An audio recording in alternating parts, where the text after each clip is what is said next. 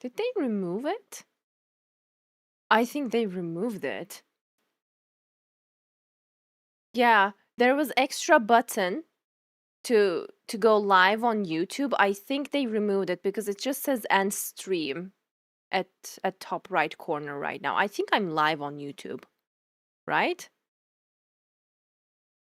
It's a really wise decision to remove that actually. Hello, welcome.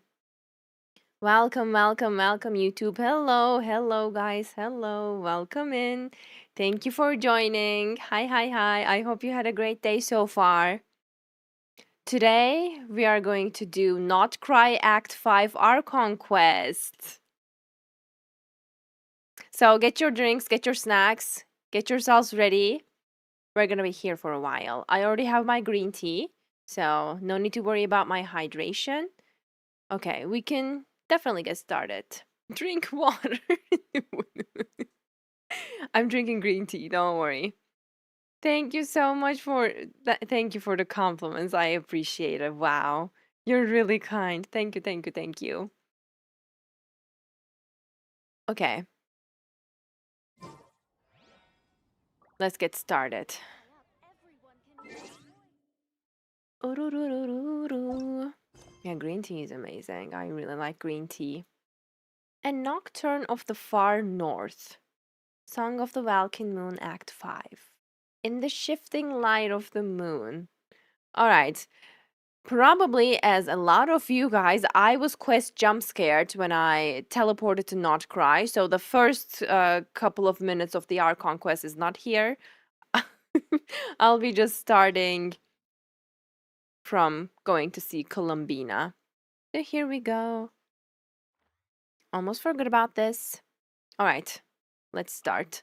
Wait. Before that, let's not forget the focus mode and also background music. Game music on. What was the second thing that I was gonna do? Oh yeah, the focus mode. Yep.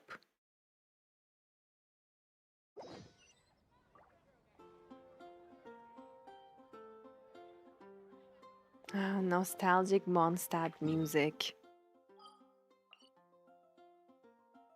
Since it's gonna be only quest, I didn't turn my controller on.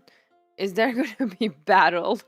Because if there is battle, I should get my controller actually. Because that rare fight previously, ugh, that pissed me off. Okay, let me get my controller. The sound is low. Wait, let me see. It's like 3. No, it's fine. Just play with keyboard, nothing bad. Okay, I increased the game volume a little bit. Let me know if it's still too low for you. Oh wait, forget about the controller.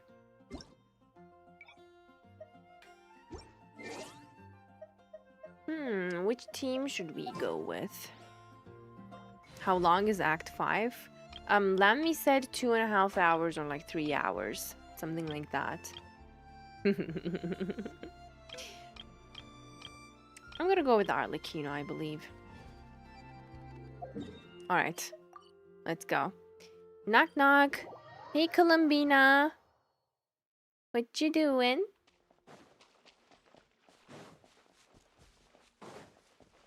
Where's my Pookie Columbina? No, I love the music here. He's just sitting there. Cutie.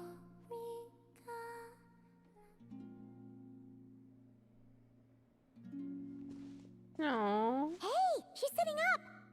Is me sitting here a rare sight? Actually, no, because whenever we visit her, she's usually sitting up there, doesn't she? No, we just thought you'd be resting. I love when Lumen speaks. Perhaps I would have been, were it not for the sudden arrival of some unexpected guests. Does this mean we are bothering her? Not that I consider it a disturbance. After all, You're the only ones who are free to enter. I'm so flattered. She's so cute. Would it not be a little unfriendly of me to lie down while we speak? No. No, absolutely not. I didn't realize you put so much thought into little things like that. She's so thoughtful.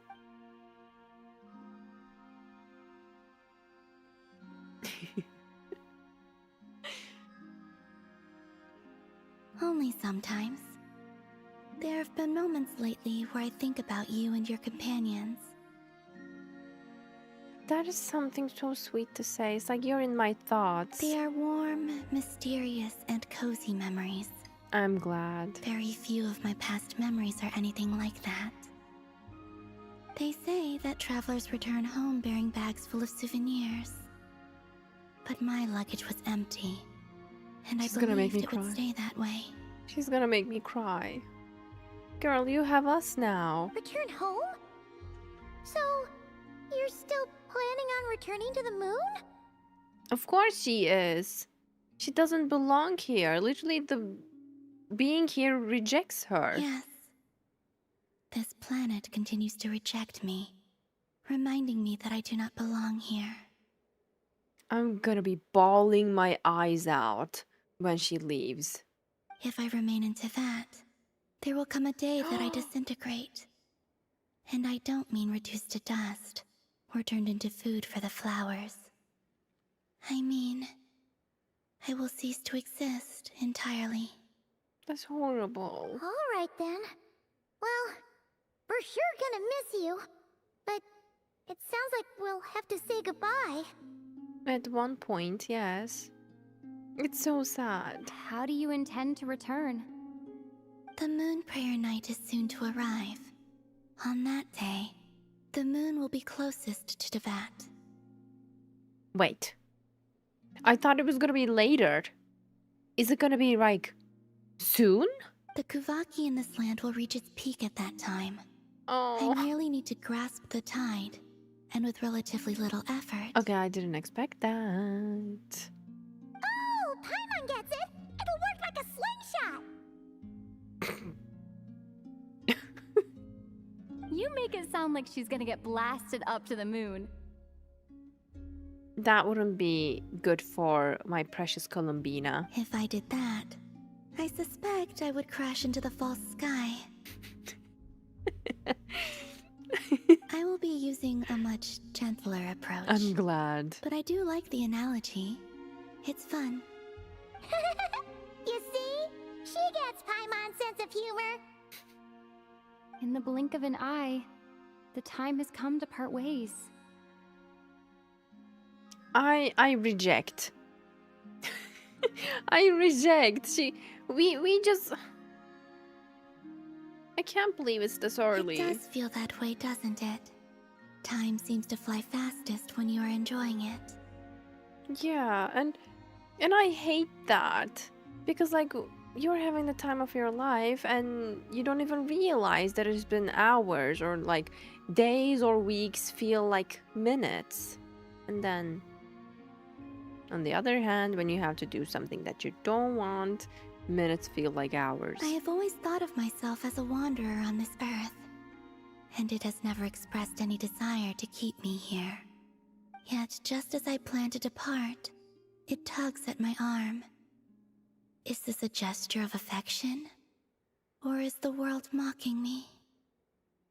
I want to put her in my pocket. Girl, me too. So she can be protected there. Oh. Were you hoping I can answer that? Yes, you are a traveler, so you must have a lot of experience in this area. Then, what I would say is, enjoy the moment. Very wise Don't words. overthink it! Happiness is happiness and joy is joy! The point is to enjoy it, not analyze it! I see. Then what I would say is, even though I am very tired right now, I am still happy. I'm glad. I can't tell from the tone of your voice. How? You can't tell from her expression. Oh, really? I can. You don't think I sound happy? I think she sounds incredibly comfortable and soothed in this moment. She doesn't have to sound all high and squeaky. She's not like that. Like to sound happy. I'm just kidding. I could tell you were in a good mood today from the moment we saw you. See, that's more like it. Ah, a joke. Albeit not a funny one. Yeah, I love her. Anyway, I assume you're here about you-know-what. Give me your hand. You know what? Wait, for what? Actually, it's not that. There's something else we wanted to discuss with you. Oh, then do you still want to give me your hand? Or not? I do. Sure. This is cute. Thank you. So, I've heard that in the Moon Prayer Nights of the past, people here would hold celebrations in the Moon Goddess's honor. Since you helped so much in our fight against the Rehir of Solnari, I think you deserve a farewell party before you return home. That's so cute. I haven't asked everyone else for their opinions on this yet, but I'd like to invite you to join the upcoming Moon Prayer Night. I've never joined a moon prayer night before. I'm not sure what I would even do. Oh, don't worry about that. We take care of everything. All you need to do is show up. Of course, there's no need to force it if you're not feeling strong enough. It's just, this kind of felt like a golden opportunity. But they call me Kutar, and the Fatui have an arrest warrant out for me. I shouldn't appear in public right now. I'll fight every single one of them. Don't you worry about that. Yeah, there will definitely be complications, but I'll make it work. You have my word. yes, We got Lumin. your back. Well, she does. Paimon's actually not too sure what she's planning. Paimon is just there for emotional support. All right, if you're sure. I will not refuse your invitation. Yay. I suppose it wouldn't hurt to pack a few more sights from this world into my suitcase before finally learning what my homeland looks like. Oh, if you see Lauma, please tell her that my answer to the question she asked me is neither yes nor no. What is the question? Rather, it is, there is no need. What is the question? That was kind of cryptic, but Yeah. sure. Guess it's between the two of you. We'll pass along the message. Bye for now. We can ask Lauma. Let's leave Columbina to rest.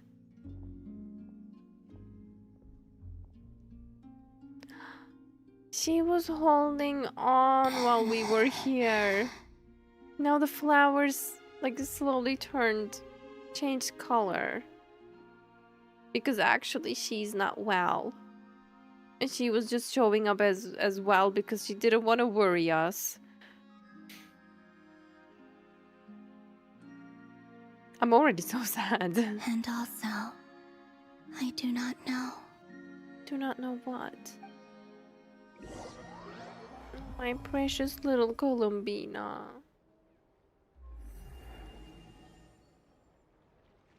Since she's agreed to join the festival, let's go see who else wants to take part. Lauma's got... No, couldn't listen to it.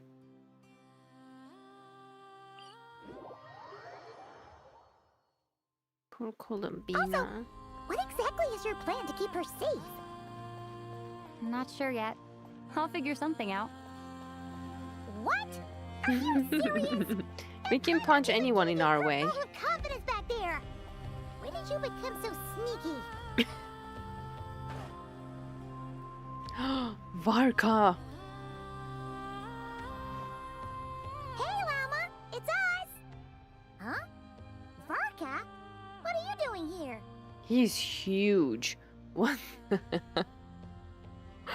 Look at him. Feels like he's 2 meters 30 centimeters tall. Beats me. I had a bit too much to drink last night, and when I woke up, I was on Hisi Island. Oh, someone's hungover. Mr. Varka is helping to oversee Nasha Town's preparations for Moon Prayer Night. He is here to go over some details regarding the decorations and custom cloth designs. Right, yeah, that too. He's so reliable, and he's so funny, and he's so sweet. What do you mean, that too? So, preparations are already underway? Yes. Celebrating this festival is a long-held tradition here in Krai. On this day, the crescent moon at the top branches of the verdant crest turns into a full moon. Wow. And the moon prayer blossoms bloom with a special radiance. Our people take these to be blessed omens. That one looks so pretty. It's an especially welcome event coming off the back of all that nasty business with Rare. Everyone got put through the ringer recently, and now they're looking to turn their fortunes around. That would be a really good, thing to lift up spirits. The big shots in town all agree that a big, lively celebration is just what we need to rebuild people's faith in this place. No wonder Catherine said that people weren't so bothered about the religious element. That's right. It's become more of a local custom by this point. The celebrations have little to do with whether the religious stories behind this event are true or not. Even the Frost Moon Scions are eagerly awaiting the coming of Moon Prayer Night, despite now knowing that their past beliefs were founded on a falsehood. I'm actually glad to hear that. That's fair. It's a bit like the lantern ride in Liyue. It's a chance for people to enjoy themselves, not debate the existence of the Adepti. Although in their case, the Adepti definitely do exist. Oh, one other thing. We just went to see Columbina. We went ahead and invited her to take part in the festival this time. Hope it's okay. Wait, so... you mean she agreed to it? Mm-hmm. Huh. That's quite a surprise. Then I suppose that she intends to return to the moon on that day. Oh, yeah. It's kind of a complicated process, but basically, it's like a slingshot. It's not. She probably shouldn't have endorsed your metaphor. I understand. In truth, I had a feeling that she might make such a decision. Well, if Kutar has decided to participate in the festival, we should prepare accordingly. Yeah, exactly. She was saying how it could be risky for her to show her face in public. We were wondering if there was any way we could hide her. Is she gonna be wearing, something to blend in? Unfortunately, the people who carved the statues did an excellent job of capturing her likeness. Oopsie. It will be very challenging to hide a goddess whose face everyone is so familiar with. Imagine Columbina wearing those glasses with mustache that Paimon wore while she was playing the detective. I would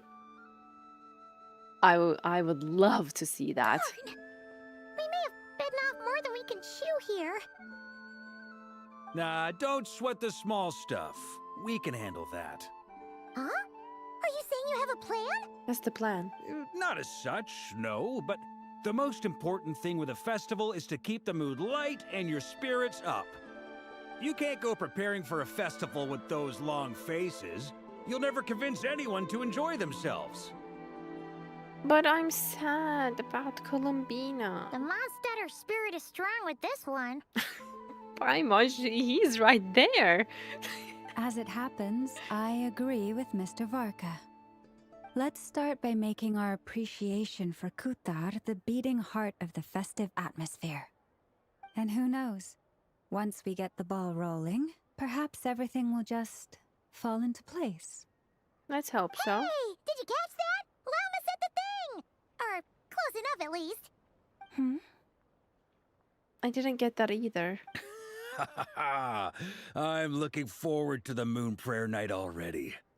We have a festival in Mondstadt called Windbloom, and you can always tell which couples are celebrating it for their first time by the smiles on their faces.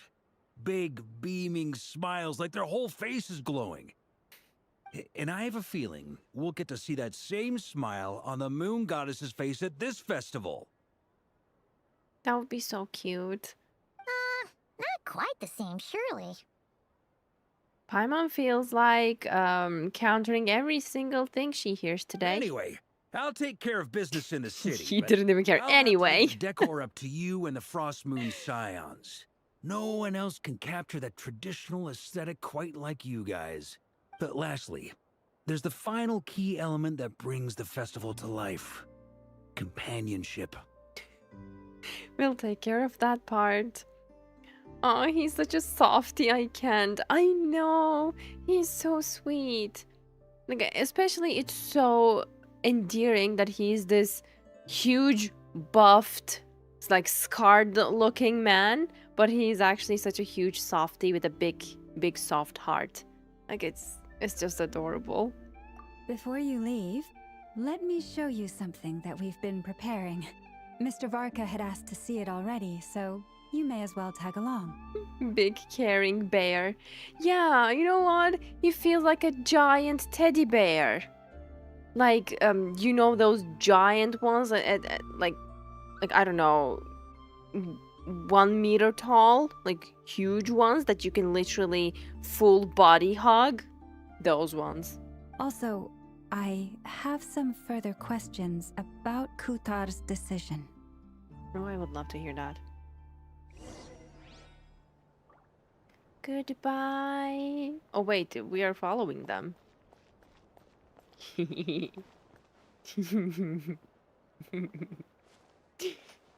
What? Why can't I do it? This is...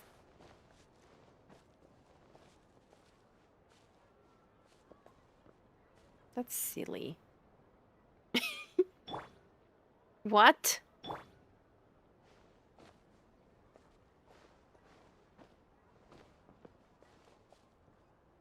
Okay, I give up. Stupid thing. Why is it there then? This? They sure look like they're having fun. I'd be having fun too. I believe so. Kuhenki seem very skilled at playing drums like these, although I'm not sure where they learned it from. Maybe it's an innate talent? Maybe they're just smart. In their eyes, they're probably just playing with toys. Mm-hmm. They look so cute. Isn't that the special Columbina plushie? Every time I say plushie to Kuenkis. Monotar! You wanna play too? Oh, it's adorable. Yeah. She looks more confused than anything. Can we help her? Maybe we can teach her next time if we get the chance. I would love that. Continue following Lauma. Where's Lauma? Hit on the left side. Hit on the right side. Hit on the left side. Hit on the right side. Hit on the left side. Hit on the right side. Yay! What are these floaty things? What floaty things? The only floaty Veils. thing I see We is hang them from Paimon. buildings in the city during the festival. When you look at the sky through them, it creates I a don't really lovely see it. misty effect. Honestly, they need to make a Kuhenki plushie. I think they will. Because that would be such a missed opportunity. Everyone seems hard at work. They are preparing items for Moon Prayer Night. For instance, the sculpture being made over here. Mr. Varka and I were just That finalizing looks the details of where it will beautiful. be placed. Ah, there she is. I didn't know the finished article would be so large. Not to worry, though. All the necessary arrangements have been made. Just let me know once it's ready, and I'll get some people to ship it over. You have my thanks. And over here, we are preparing a very traditional confection. Oh, look at all these colors! They look It looks yummy. great! Can Paimon try one? Of course. I have a feeling you'll like it a lot. You bet! Sweets and treats are Paimon's favorite! If you included those in the Feast of the Moon, I bet Paimon would have joined the Frost Moon Scions by now. There will also be verdant crests like this present in Nasha Town during the festival. The timing of Moon Prayer Night is not completely set in advance. We make a rough estimate, then observe the changes in the verdant crests and moon prayer blossoms to guide us. As such, the wait itself is a fun feature of this particular festival. Oh, the suspense. Get it.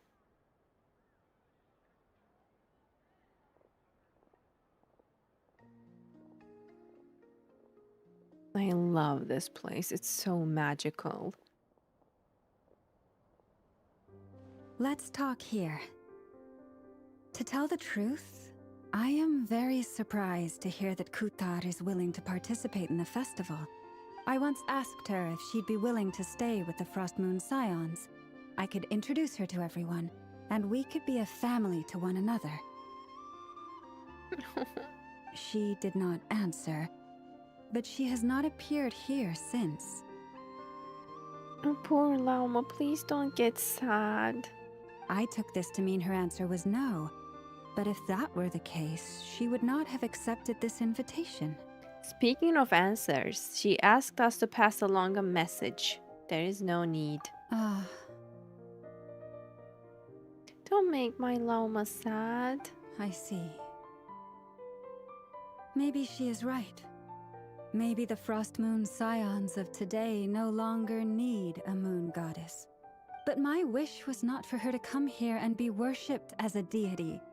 I simply wanted to offer her a place to stay. I'm sure she believes that showing herself here might invite Fatui intervention, Yep. and as such, she does not wish to cause us trouble. But what really pains me about all this is that this is her birthplace. She ought to belong here, yet no one has been able to grant her shelter. I think I'm qualified to weigh in here. When someone's about to depart on a long trip, what they need is blessings, not burdens. We should wish her the best, not make the journey harder than it already is. Wow. Now that was a mature answer. And I really appreciate Lauma's point of view because she's so thoughtful. And the level of empathetic, how do you say, like, her level of empathetic connection is so high that, again, I'm like, wow. I just really love Lauma. Anyway, she's agreed to attend, hasn't she? All we need to do is simply respect her decision. I see your point. Yes, she will soon depart after all. Our job is to leave her with some happy memories. Besides, who's to say her journey to the moon is a one-way trip? It's not like she can't come back and visit if she wants, right? Paimon agrees wholeheartedly. Festivals are all about having fun, so let's keep it simple. All right, I'm gonna head back to Nasha Town soon. Want to come with? I'm guessing you have some other folks to visit there. Sure thing, let's go. Bye for now, Lauma. Thank you all. Goodbye. Are we gonna visit there? A traveler needs blessings, not burdens. That was a really nice saying. It sounds good in principle, but will blessings alone be enough for Columbina? In her case, this is so difficult. Like, I wish her to stay, but at the same time, I know staying is bad for her and it's gonna cause just pain. And I really don't want her to, go through that. Let's make the whole situation even more tough.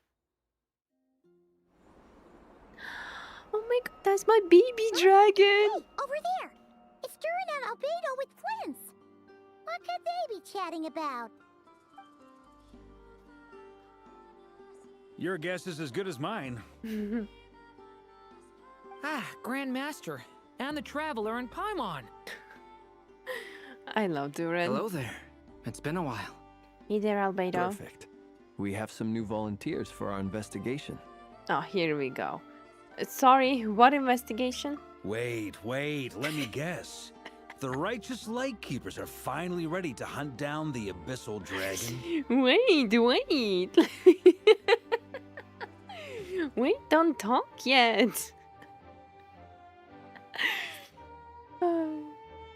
Abyssal dragon? Yes. Wait, that too. what? You're to hunt down the abyssal dragon? I don't want to hunt down any dragons. Yeah, right. Oh, wait. Why does everyone keep saying that too?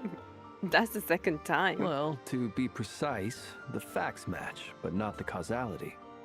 Wait, so I guessed right? What? Half right. Don't act so impressed with yourself. Paimon, why are you so mean to Warka especially? Maybe I can explain. We ran into Mr. Flint's north of Nasha Town. At that time, we just noticed a few abyssal creatures out in the wild, but the strange thing was, I didn't detect any traces of abyssal energy on them at all. Why do they look like ghosts? On closer inspection, we realized that they were not real monsters, but something akin to reflections in the water, or perhaps a mirage. Why is this happening? Huh? What do you mean? Like, you could see them but not touch them? That's weird. Exactly. It was very peculiar. They roared and tried to attack us, but we could not make any physical contact with them.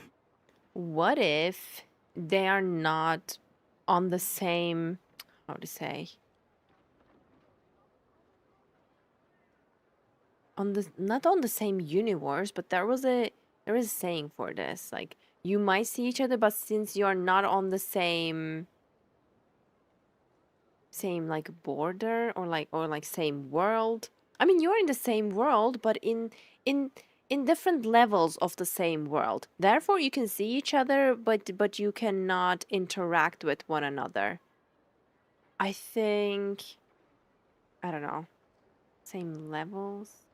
Maybe we could say like different dimensions. I think I've heard of things like that happening in Not Krai before, but I don't know much about it.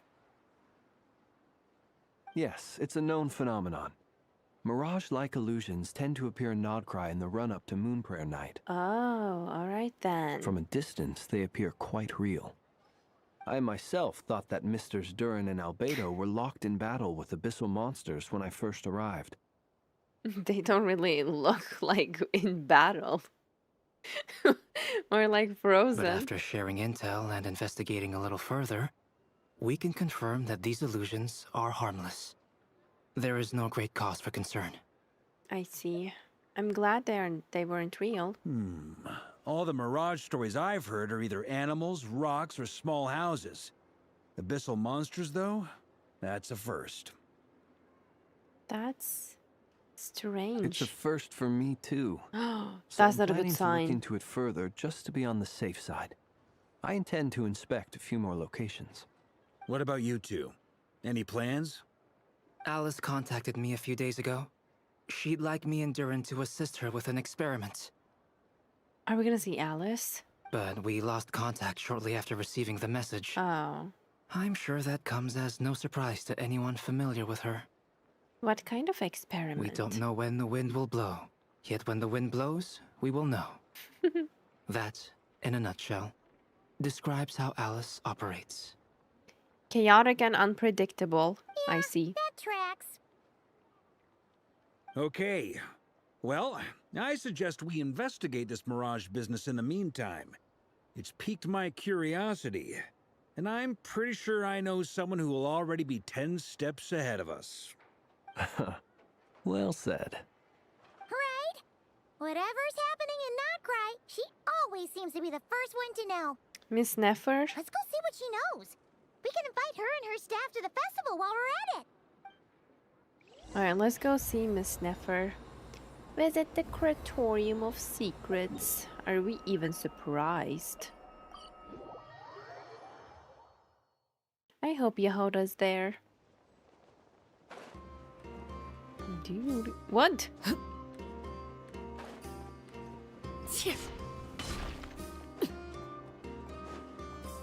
Knock knock.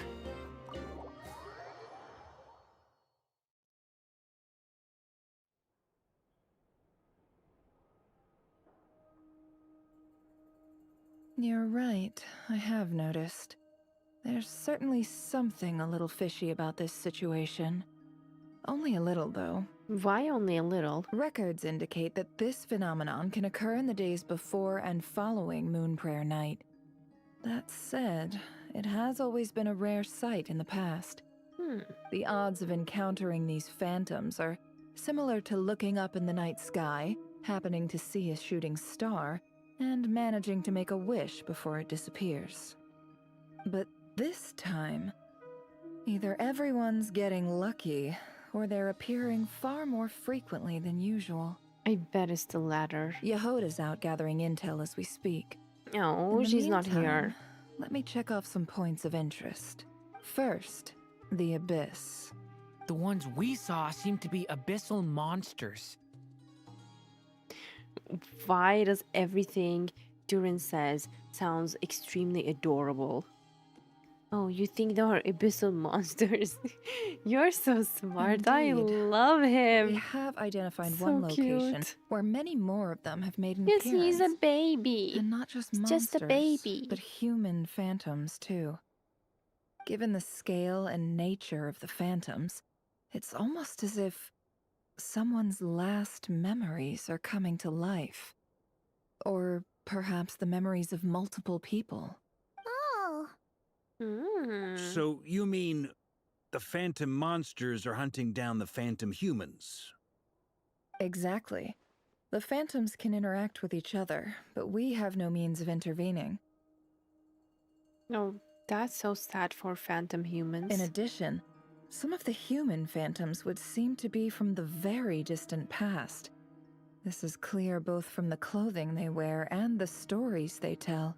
They claim to be from Hyperborea, a name which I've heard from Lauma before. Oh my If this god. is true, it means they must be from 6,000 years ago. That's insane. Come on, Hyperborea? 6,000 years? It sounds like this merits further exploration. That'd be a big help. I'll leave it with you, Albedo. My knowledge of ancient history is I'm still non-existent. counting. I used to doze off every time the pre-Knights of Favonius era came up in class. It's quite a miracle that you were able to understand these phantoms' speech, given how long ago they lived. I suppose you're right. But I'll leave the archaeologists to ruminate over that conundrum. As an intelligence broker, my sole interest is in the value of the information I gather. Which, in this case, hopefully means earning myself some good favor with our dear Lady Moonchanter. So calculating. Whew, this intel broker logic always catches Paimon by surprise. Sounds to me like we could split the work up. I think the abyssal phenomenon is best left to Albedo, Flints, and me. All right. Agreed. It coincides with my duty as a lightkeeper. For my part, I'd like to understand the abyss better. Even a little knowledge would go a long way. Of course, Big Bro Albedo will be there to protect him. This is certainly a rare opportunity to study the abyss. But even rarer, perhaps, is the chance to make contact with the ancients. The Curatorium will take the lead on investigating the Hyperboreans. We put in the work to learn what we know so far. It seems only fair that we get some quantity of exclusive intel. That just leaves our trusty team of 2 unassigned. Seems like it, yeah. Wait, we're a team? Since when? No, we are a team. Since you became an honorary knight, of course. This was part of my grand plan all along. Ha ha ha! Since you became an honorary knight, of Why is course. he so This goofy? was part of my grand plan all along. Ha ha ha! His laugh is so goofy. Yeah? Oh yeah, by the way, we managed to convince Columbina to come to the Moon Prayer Night celebrations. Would you and Yehoda like to join too? She agreed to that? Huh. Quite an achievement. Never underestimate the traveler, I guess. We are special after all. I'd be happy to join. No point shutting myself inside when the streets are all decked out. I doubt any clients will be visiting during the festival in any case. And Yehoda loves a party, so I'm sure she'll jump at the opportunity. No. No. No. No. No. No. No. No. Of course. Of course. Always trust Yehoda to make an amazing entrance. Way to contradict me in front of... Wait. No, that's not what I have bad news, boss. So many people. All right, everyone inside, quick. What is going on? She's panicking more than usual. This is gonna sound crazy, but hear me out. I saw one of those phantoms at Star Sand Shoal, and it was some sort of flying ship. Oh my god, that's our ship. Like a spaceship? A spaceship? A Star Sand Shoal? That's gotta be the one you came to Tibet in. Yep. You said you saw the same thing through the moon marrow, right? Huh? You already know about it? Ugh, I thought I was gonna blow people's minds. Turns out I'm the last to find out. Wait, back up. You came here in a spaceship? Now my mind is blown!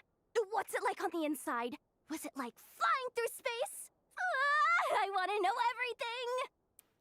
This is still a huge discovery on your part. Maybe that's a conversation for next time. Yep, exactly. Why are we shutting her Huge down? discovery. She's so cute and excited. Second best intel broker in the world! After your boss, of course. Wow. I Really? love Nefer's little smirk in the background. I don't know if I'm all that, but... I guess that decides where we're heading next. Where? Come on, don't look at me like that. I know the spaceship doesn't have anything to do with me, but you don't want to leave me as the only one twiddling my thumbs, do you? Please? Fair enough. You can tag along. I would legit leave Paimon here and prefer to go with Varka. Because why is she so mean to Varka? What the hell, Paimon? He's been nothing but nice, he's been nothing but kind, he's been nothing but sweet. What's this attitude? Oh, I know. Because everyone keeps pushing Paimon around, she wouldn't dare to pull something like this to Nefer. Of course she's gonna pull this to Varka, because Varka wouldn't, Varka wouldn't say something about it. He's such a teddy bear. Yeah, sure, Paimon. In that case, let's meet back here to discuss our findings once we're done. I wish everyone a productive investigation. You too. Alright, everyone. See you later. What's up, boss? Aren't we gonna head out? Tell me, Yehoda, when did the curatorium start giving out intel for free?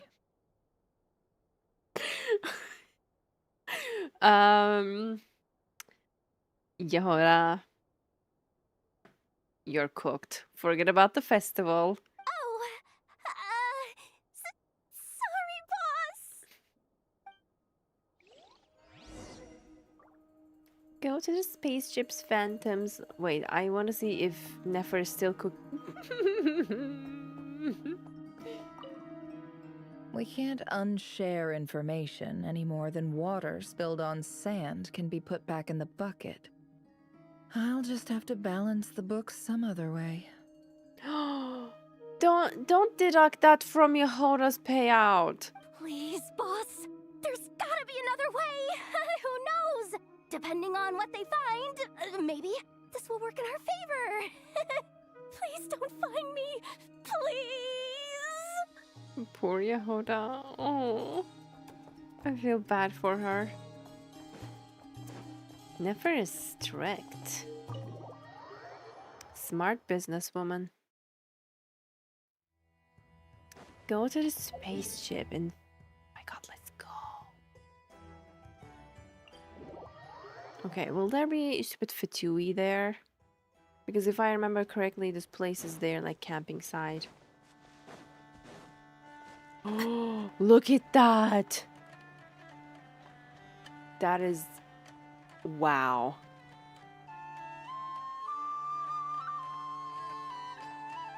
That's huge. Wow, what do you know? Yehoda was right on the money.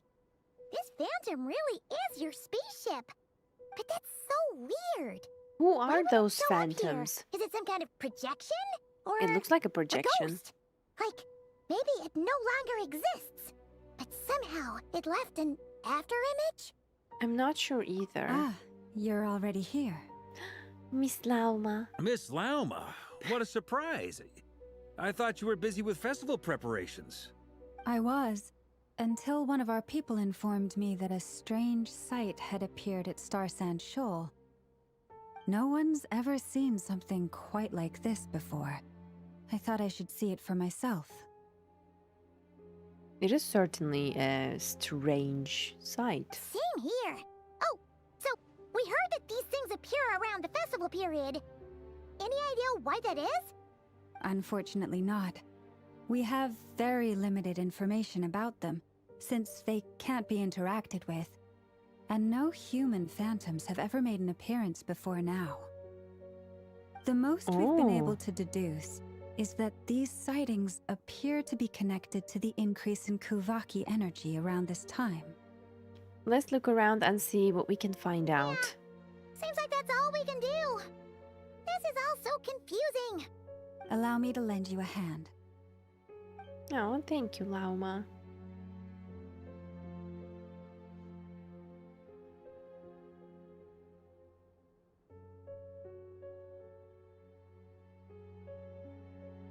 Probably nothing. Oh. Maybe that one.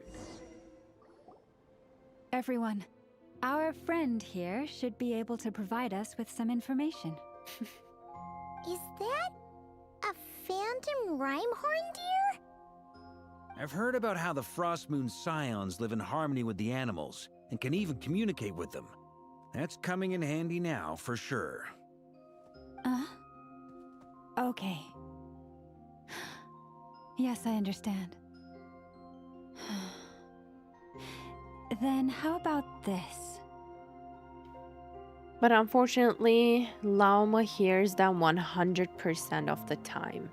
Like the animal's thoughts. She cannot stop it. Imagine hearing everything the animals think of from the middle of the night and early sunrise in the morning. Oh, but this is so cute. And I love how she interacts with animals too. She's always so soft and gentle. It appears to share our curiosity about this giant spaceship, so I asked it if it wouldn't mind investigating along with some friends. Oh. In return, I told it about some nearby spots where the wild fruit grows abundantly. We may live in a different era from these phantoms, but I trust that the terrain, climate, and ecology here are more resistant to the effects of time than some things are. Let's give them a moment and hope for the best. After a few moments, the Rhymehorn deer comes back. All back together? Must have been a lot of fruit. This is adorable. Indeed. Now let me ask them some questions.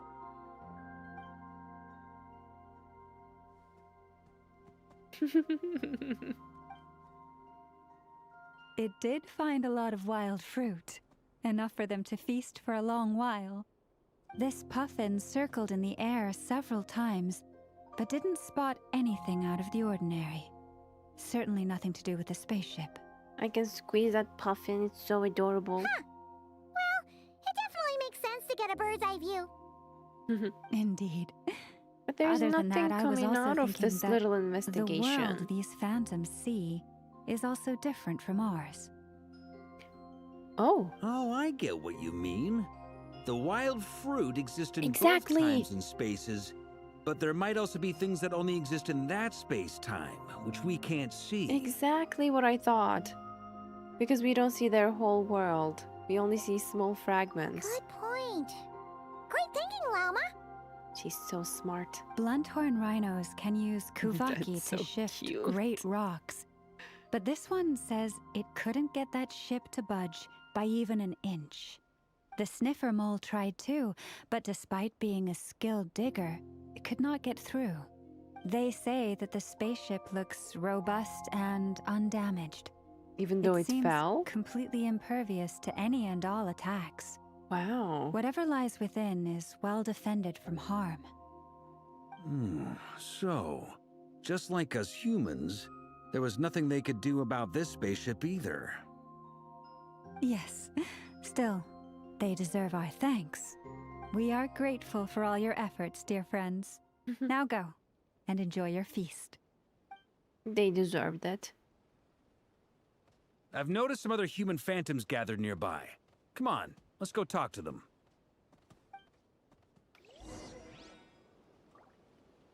Join Warka and communicated with the phantoms. Will that even work? Hello?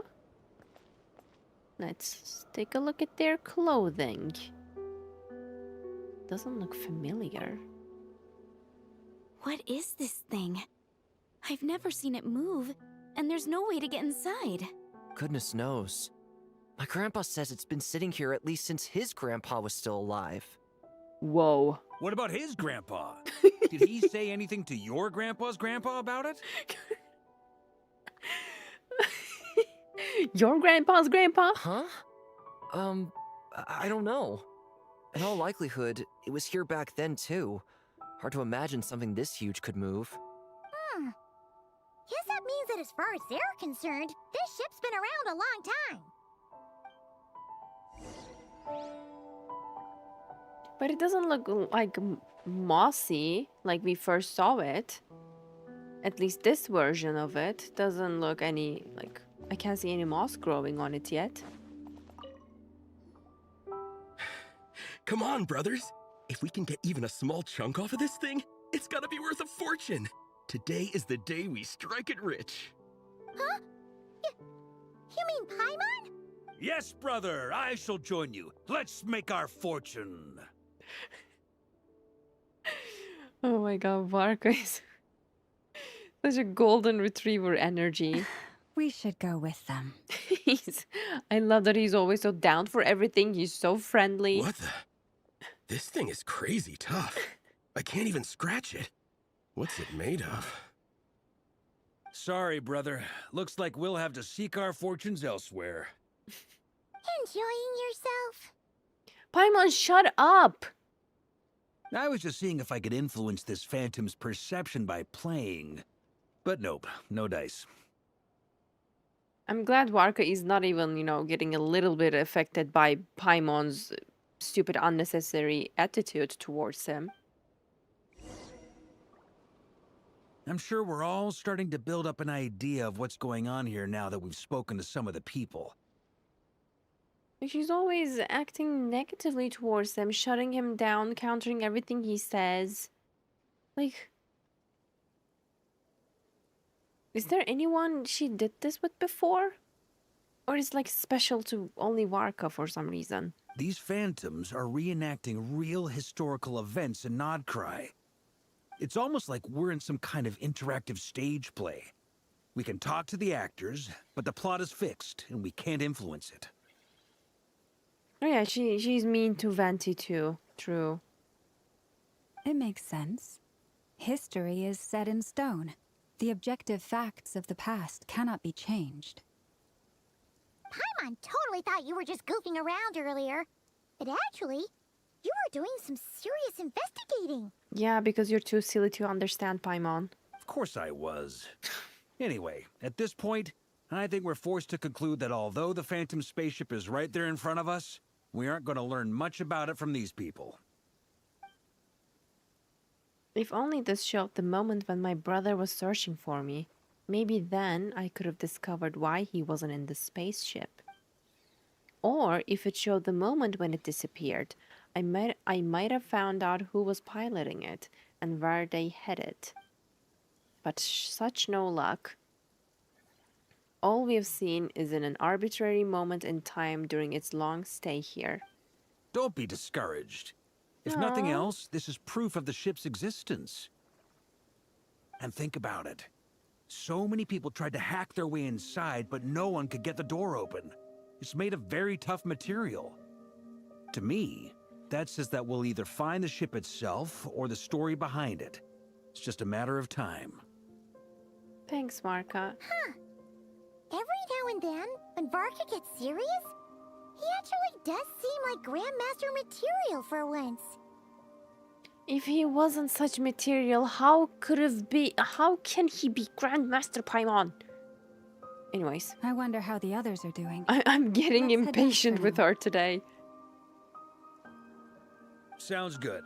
Also, drinks are on me if Team Knights of Favonius is the first to finish. He's so generous. Wait, we have a team name now? Am I in Team Knights of Favonius as well? This is so cute. Please say yes. You're very welcome to join. We've even got a cathedral ready for you. Oh my god.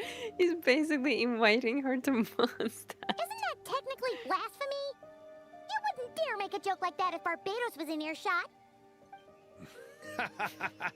Nah, I'm sure Barbados doesn't mind a little harmless blasphemy once in a while. I agree. Venti wouldn't mind. That was so funny. Actually, I don't hate Paimon. She just got on my nerves with her attitude today. What is going on? Oh, no! Get away! the poor phantom. Oh. You can't, my little boy. That's so sad. I know it's hard to stomach, Mr. Durin. But as I'm sure you've noticed, there is nothing we can do to intervene in that which unfolds before us. But we have to at least try. Oh, he's such a baby. And try you have. But are you aware of how many unsuccessful attempts you've made now? I wasn't keeping count. I'm afraid this is the 39th failure so far. Or the 5th, if we're only counting this particular victim. Or he tried 5 times for the same victim. Oh, my precious, pure-hearted Durin. And then harsh truth. Harsh truth, older brother Albedo, this is your 39th failure. There are no indications that wants these to phantoms help. may be altered in any way. It's okay. You did your best. You seem to Poor have calmed Durin. down a little. I'll make us a fire. You should rest and have some water. He's so lucky to have 2 older brothers Feeling with him. any better now, Mr. Durin? They both take really good care of him. It's so heartwarming to see. May I ask a few questions? Of course you can. He's literally awakening my cuteness aggression because he's so cute. Be my guest. What exactly are we witnessing here? What happened to those people? My guess would be that we are seeing Krai during the Conrian Cataclysm. Would that be accurate? Wow. Conria. That is correct. As you know, once the Abyss senses even the tiniest crack, it floods in and spreads like wildfire.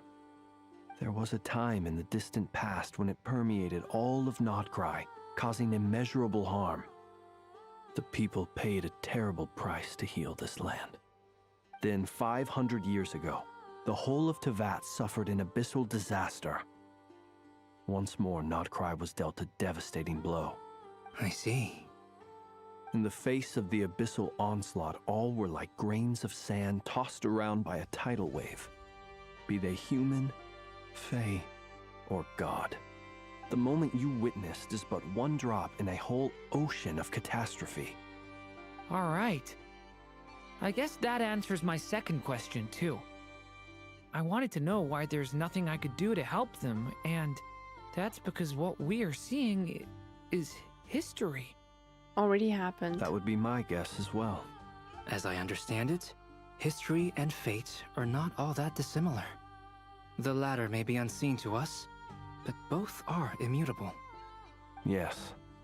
Fate was determined long, long ago. I still have a couple of other questions for you, Mr. Flint. Why does this feel like a classroom? during the student and Flint's the teacher. This part is so cute. You mentioned more than one abyssal disaster that has struck this land in the past. How can you be sure that what we're seeing is from the Conrian incident? And also, how are you able to stay so calm when you're talking about these events? He's been alive for so long. I think that plays a huge part in his all calm and collected attitude. From everything I know about you, you're not cold or ruthless, and you're not indifferent to the suffering of others. Alas, I am forced to show my age. I must be 600 or 700 years old by human measure. Wow. Ancient. Wait, so you... Yep. One is not easily moved by history when one has witnessed the truth firsthand. Yeah, he already saw this. He is 600 or 700 years old. Wow. A true fae. I'm sorry. Why is he apologizing? Oh, because he's been through that tough stuff. You needn't apologize. Your passion is a good thing to have. Treasure it, because someday you may find it in terribly short supply. Now, at the risk of offending you, I have a question in return. Oh. Your curiosity toward the abyss, is it born from hatred or because you sense its call? Ooh. I only ask because I kept a fragment of Rarir's body in my lantern for a short time. Specifically, his heart. So I know what a burden it can be to carry the abyss with you. And I hear its power growling from somewhere within you.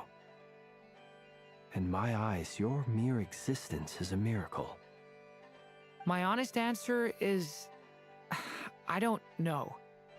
I don't think I have the confidence to say for certain. He's just a baby. What I will say is the abyss is not the only issue that haunts me. Even before I became who I am today, the question dogged me constantly. Should I even exist at all? I can't believe My this. doubts remain unresolved. But when we fought Rarir, something became a little clearer to me. I hope it became clear to you that yes, you should exist. Sometimes it is the darkness within us that allows us to achieve the impossible. I'm so proud of you. I certainly got the sense from your 39 attempts that you were trying to achieve the impossible. It sounds like you've resolved to see the truth for yourself. Absolutely. In that sense, he and I are quite similar. Then I wish you every success.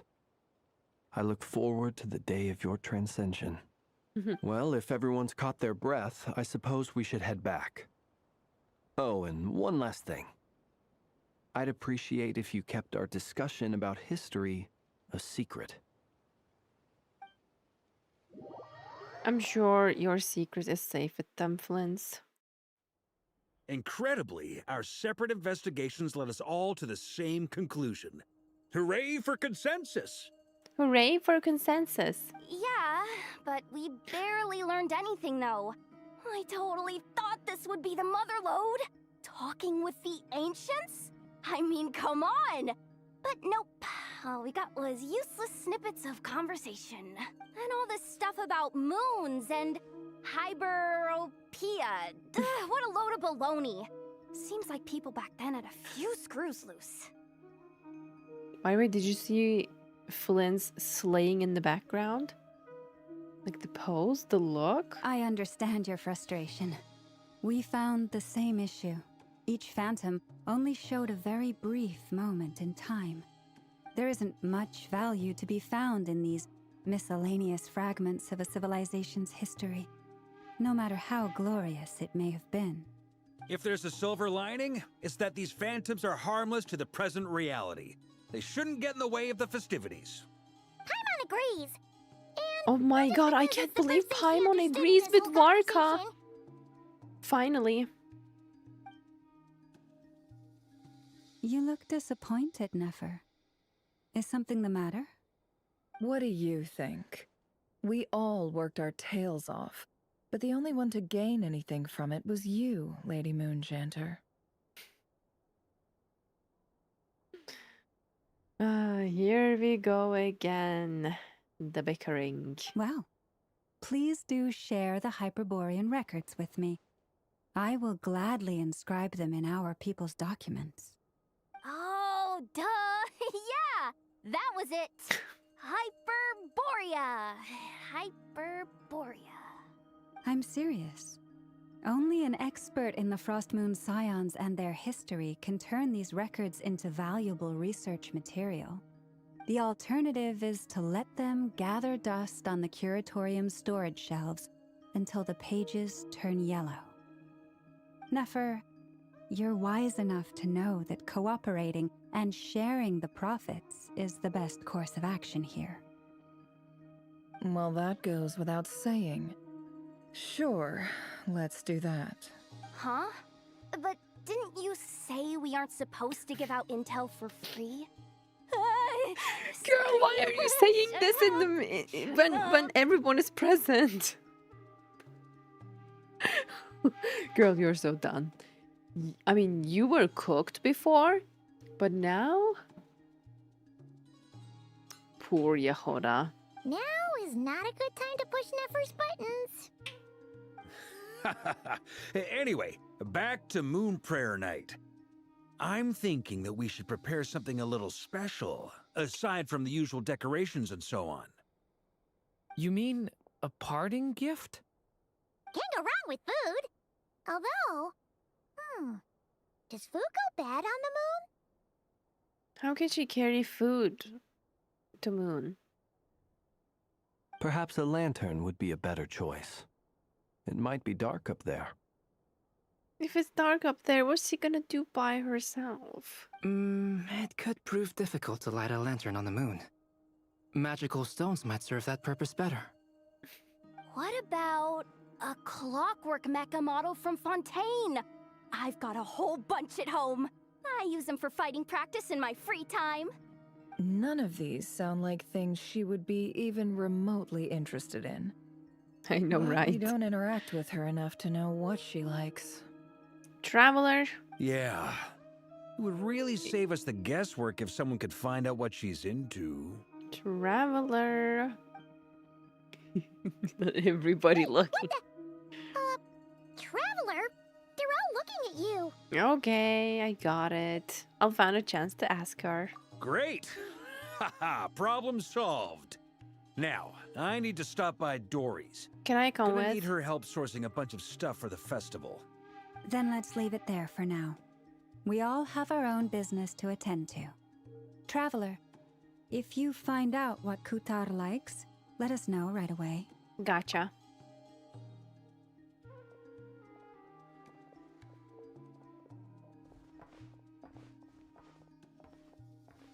Is something the matter? That's my line, Durin. You seem a little down. I'm fine. It's just... I'm still feeling a little rattled after witnessing the horrors of the Abyss. Oh, my poor baby. But it's okay. This is something I have to work through. I'll be all right. Thanks for your concern. He's so cute. Well, don't put too much pressure on yourself. If you ever feel like something's wrong, physically or mentally, we're here to talk. Don't forget, I'm a member of the Knights of Favonius. You can always rely on me. Come on. Stop treating me like a kid. But you're just a baby. You'll always be just a baby in my eyes. Could you do me a solid and try to smooth things over with Osnef?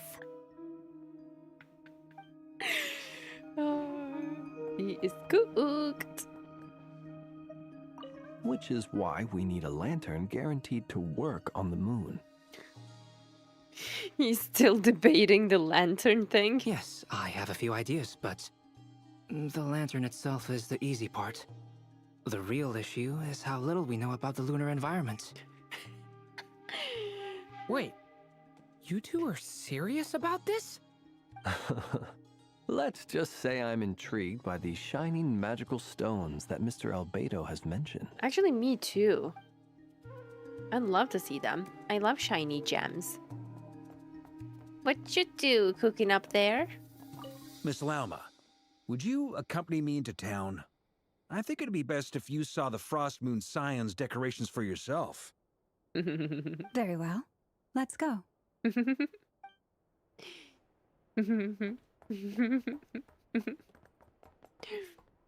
Cute. That was so cute. I want to go with them. Oh wait, we are going to meet Columbina. Let's go. Hey Columbina, what would you like as a parting gift? Parting gift.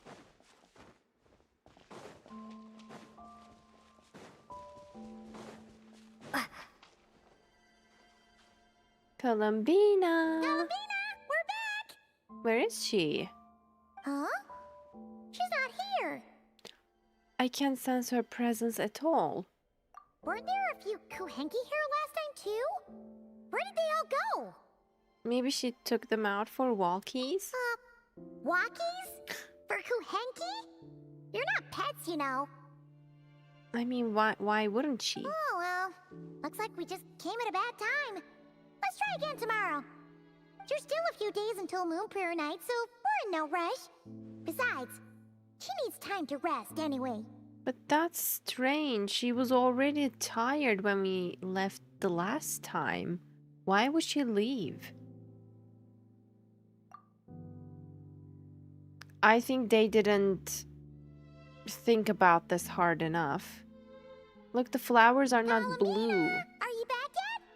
Oh wait, this is next day? Oh, how strange. Looks like she still isn't here. This is odd. Right? It's not like her to spend so much time outside. Exactly. Especially since she's worried about attracting unwanted attention. By the looks of it, she hasn't been back all day. What about Luanatar? Luanatar, you there? Oh, she's here. Hey! Do you know where Columbina went? She doesn't know either. Sorry, didn't understand. But if you know where she is, could you take us to her?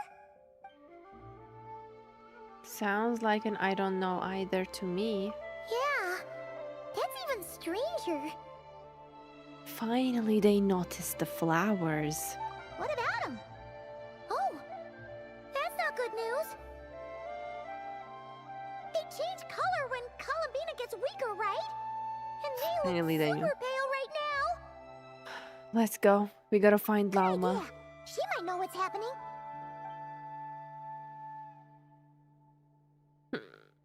Now I'm even worried. Ah, it's you. How is Kutar? Is she okay? She's missing. No, she hasn't. I came here to check on her after I noticed the flowers had changed color. No. Based on past precedent, she must be very weak right now. Even getting up to walk would be a struggle. That's It seems not unlikely good. that she wandered off outside. Not to mention that she doesn't do that at the best of times either. So yeah, this is super weird. Has anyone approached Silver Moon Hall lately? No. Very few people are in the know about Kutar's whereabouts. And Could it if be the anyone Fatui? suspicious had visited, they'd have left some sort of evidence. Maybe it was the Fatui. What if they took her away by force? Come on, let's go to Nasha Town. If anyone has seen her, someone there will know about it. It's not Krai's information hub after all. Makes sense. Let's go. Why would she leave without telling us? Go to Nasha Town to collect intel. I'm really worried.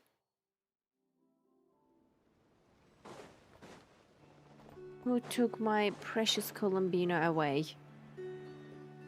Okay, I'm seeing no one there.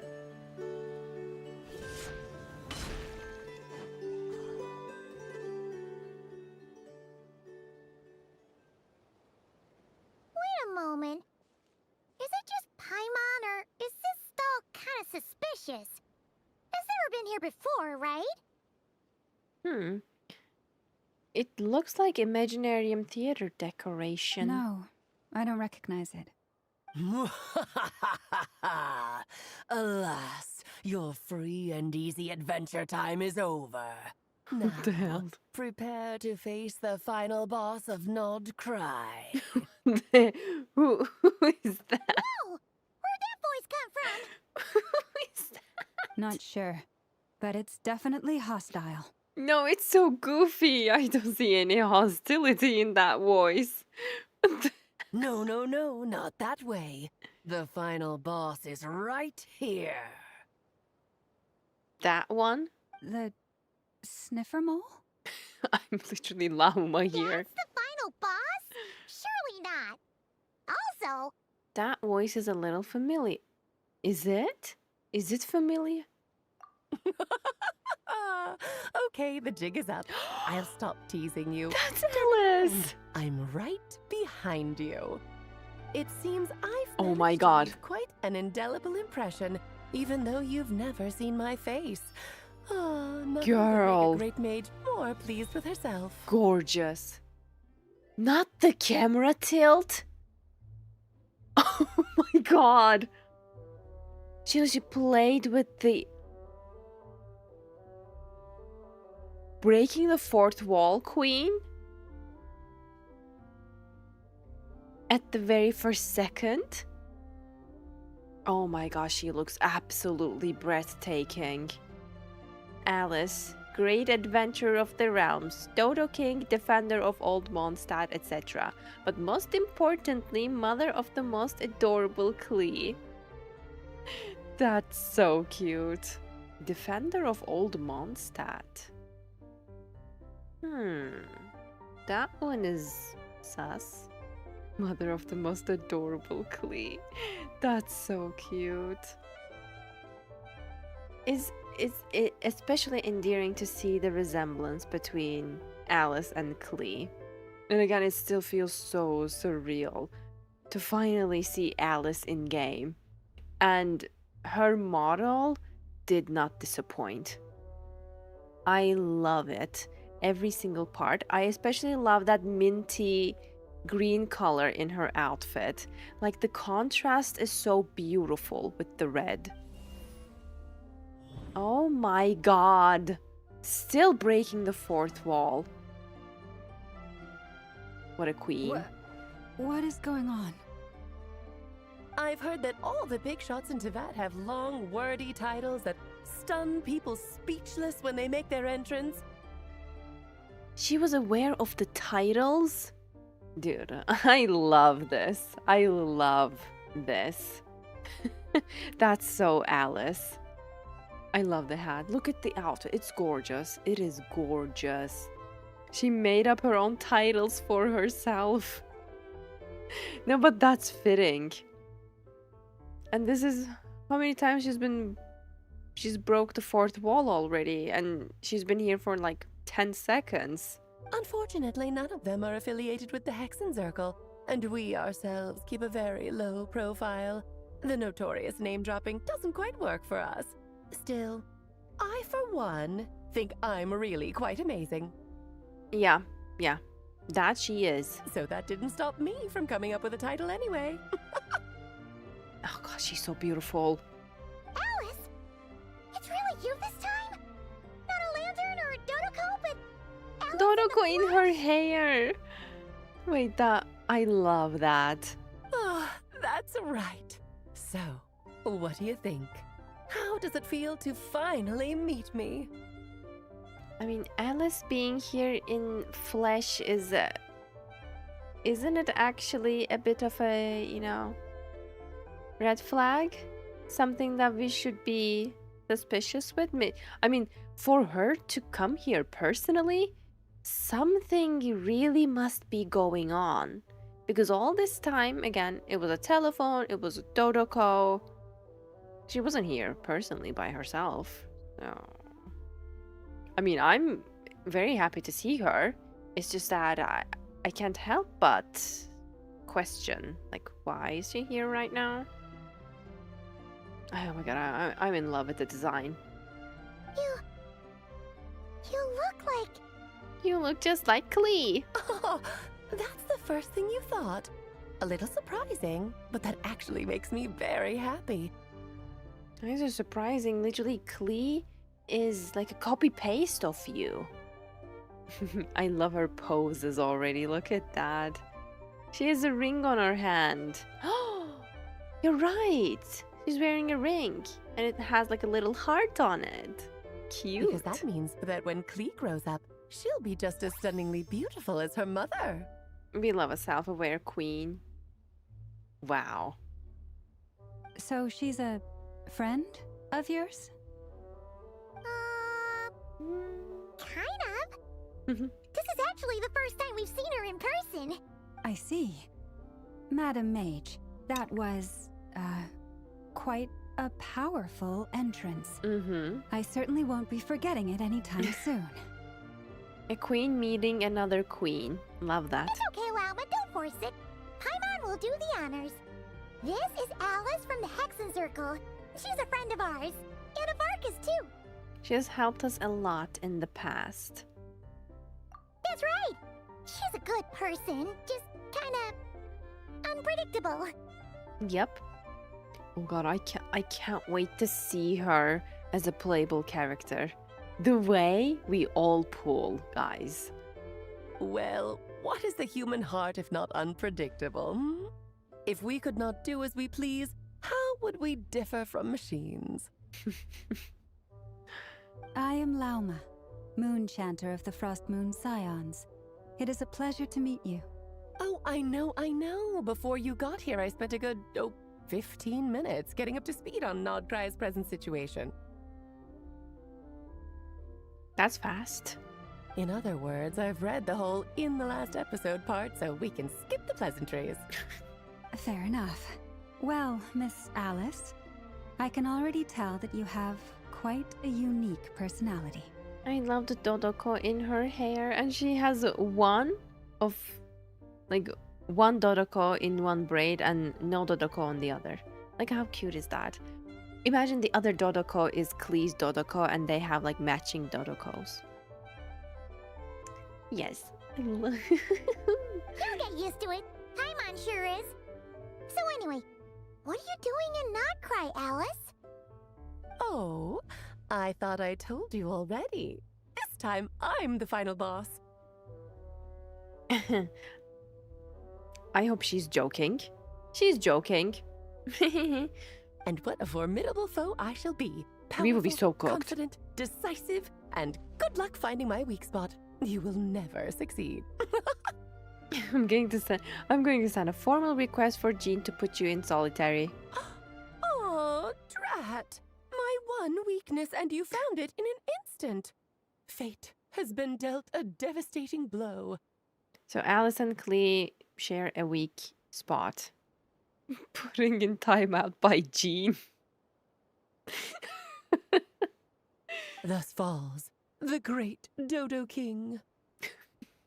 I love how dramatic she is. Why are you playing along with this nonsense? Paimon, shut up. Let us have some fun. For funsies, of course. See? What's wrong, Paimon? Are you disappointed in me? Am I a gigantic letdown? No, it's just... You seem like a busy lady. And this is the one time you've shown up in person. Paimon figured it would be for something more high stakes than just goofing around. Oh, definitely. It's not just for goofing around, but let us goof around for a second. You're quite right. I'm here in Krai because something big happened. Something big enough it caught the attention of the Hexen Circle. It concerns the 3 moons, Tevat's borders, and of course, the moon goddess you are currently searching for. You know where Columbina is? Kind of. Why don't we discuss this over a pot of tea? She's so relaxed. My main reason for coming on this trip to Teyvat was, of course, to have some She fun. even brought her own But sofa. I do technically have a job to do as well, namely maintaining the stability of Teyvat's borders. What a queen. Wait, I couldn't focus what she said. I do technically have a job to do as well, namely maintaining the stability of Teyvat's borders. Does that mean Columbina trying to leave would affect the stability of Teyvat's borders? Therefore, she's here personally to stop her. Imagine if that's the case. I'll skip over the complicated parts, but to sum it up, abyssal energies are all that lie beyond Teyvat's border. We'd find ourselves in a real pickle if they ever made it through. Oh, and Columbina leaving would make a little opening for abyssal energies to go inside. I think I kind of see where this is going. And the phantoms you've been seeing are a sign that the border has been disturbed. Oh, wait a minute. So it doesn't have anything to do with Columbina? Columbina leaving? Or trying to leave? So the border has been disturbed more than usual. So we are seeing more phantoms. Ah, no wonder they tend to show up around Moon Prayer Night. Is it because the real moon is now so close to us that its power can cross the border? In part, but only a negligible amount passes through. Just enough to influence the verdant crests and so on.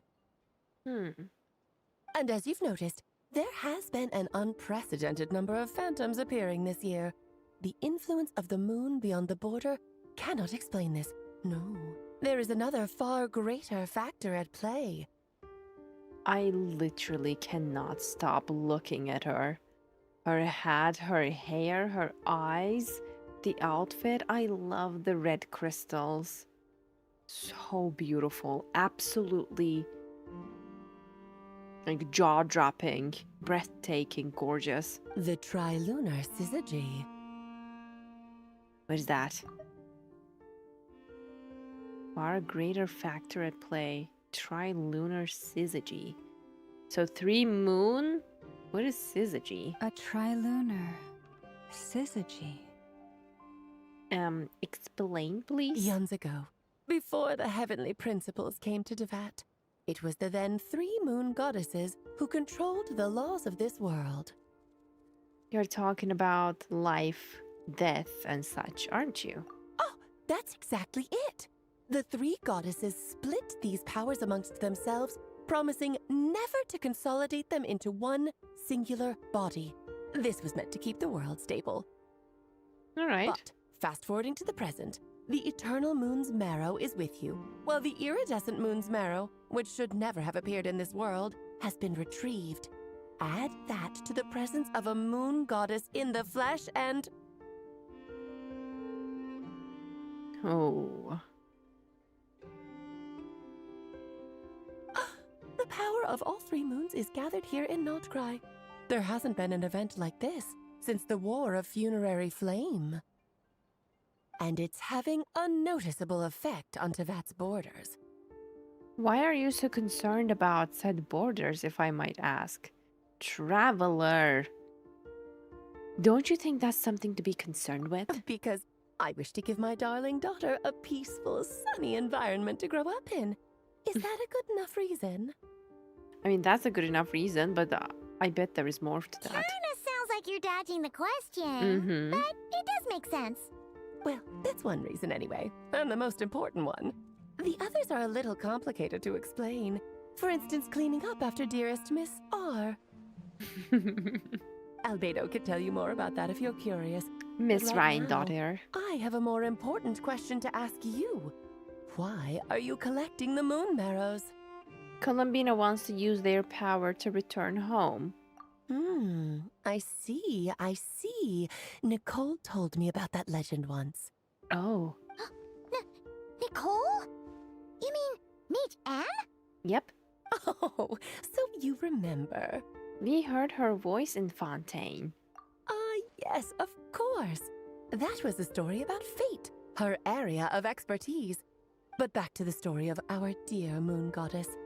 I'm afraid her intended method of returning to the moon is unlikely to work anymore. See? Oh my god. By the way, look at her hair. Look at her dress. Look at her hat. Oh, I'm obsessed. What does that mean? She may be missing, but she hasn't gone anywhere. She has disappeared. Whoa, whoa, whoa. She said I will cease to exist. And it really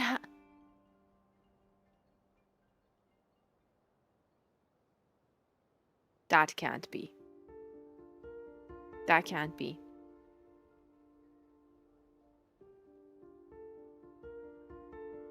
That can't. No. No. No. No, no, no, no, no, no, no, no. That, what? Oh my god.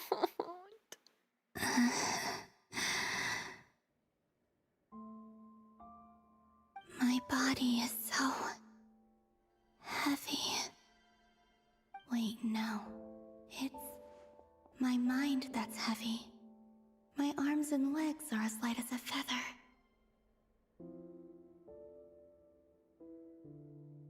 What's happening to me?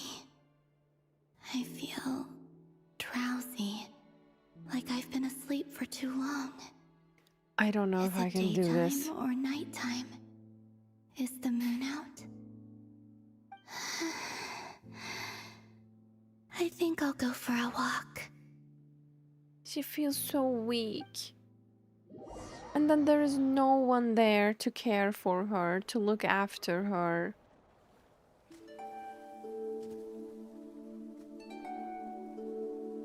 Are you out for a walk too? Huh? What? What? No. No. She's turning into a phantom? The day has come at last. Girl, no. No, no, no, no, no.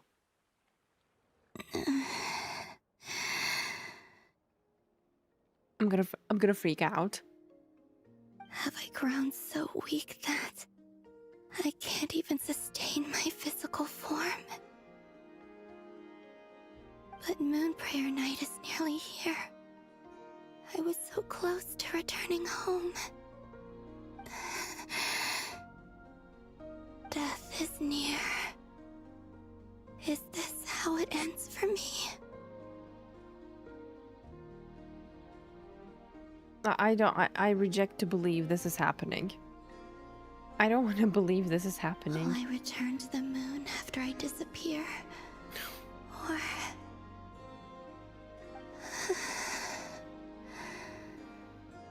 I don't want it to end like this. And she's all alone there.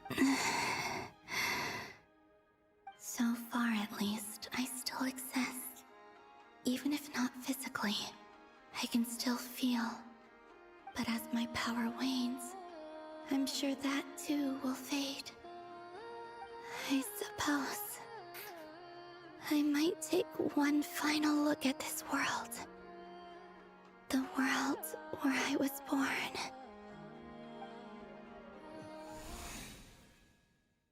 This may be our last chance to visit the Frostmoon Enclave. Don't let it slip away. Wait for me! Oh my god. The Frost Moon Enclave. How much it has changed since I was born. Why? Why do we have to suffer like this? Why is she all alone? Why is there no one? These decorations, they're so heavy. It's times like this when you kind of wish men could be priestesses and acolytes. How fascinating. I've never had the chance to be privy to people's private lives in this way.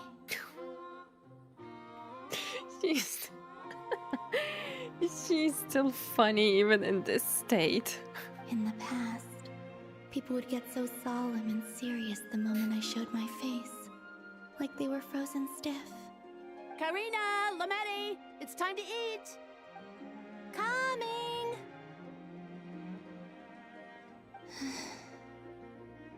I want to watch them a little longer. Stroll through the Frostmoon Enclave. What the? Oh my god! Wait, is she how? Is this how she's gonna run in game? Oh my god! Oh my god! No, this is unreal. She's floating. It's like a fairy skipping. This is so cute. And then she can go faster like this. Guys, do you see little moon particles behind her when she rushes forward? How cute is that? The little moon trail. No, I love this. Jump and dash. Dash and jump or dash?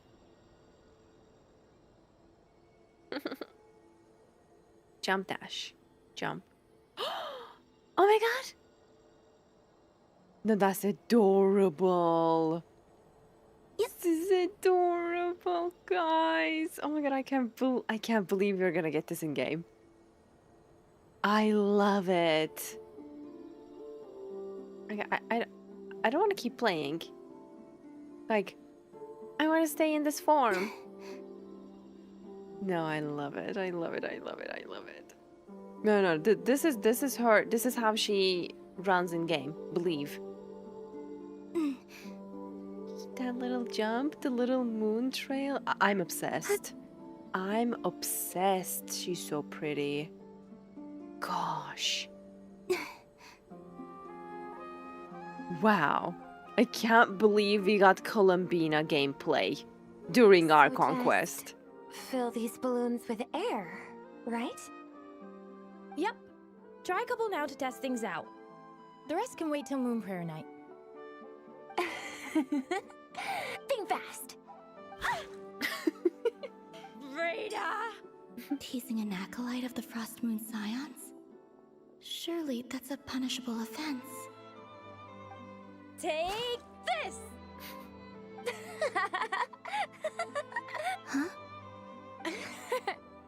Alright, enough horsing around. Lady Lauma gave us a task.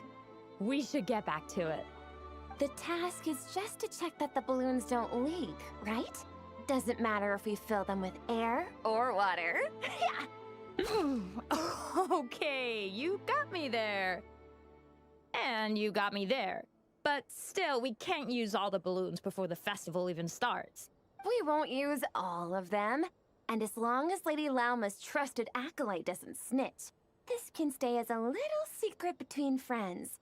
A couple more can't do any harm, right? Oh, you menace. Then, think fast! They're gonna run out of balloons. Is pumping a balloon full of water really so much fun? I mean, throwing it to each other. Oh my god. Throwing it to each other is what makes it fun. I just dropped my lip gloss, by the way. Let me get it.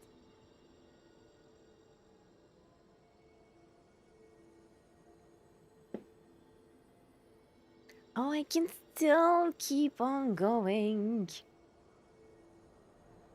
Zabam. Zabam. Zabam. I love this.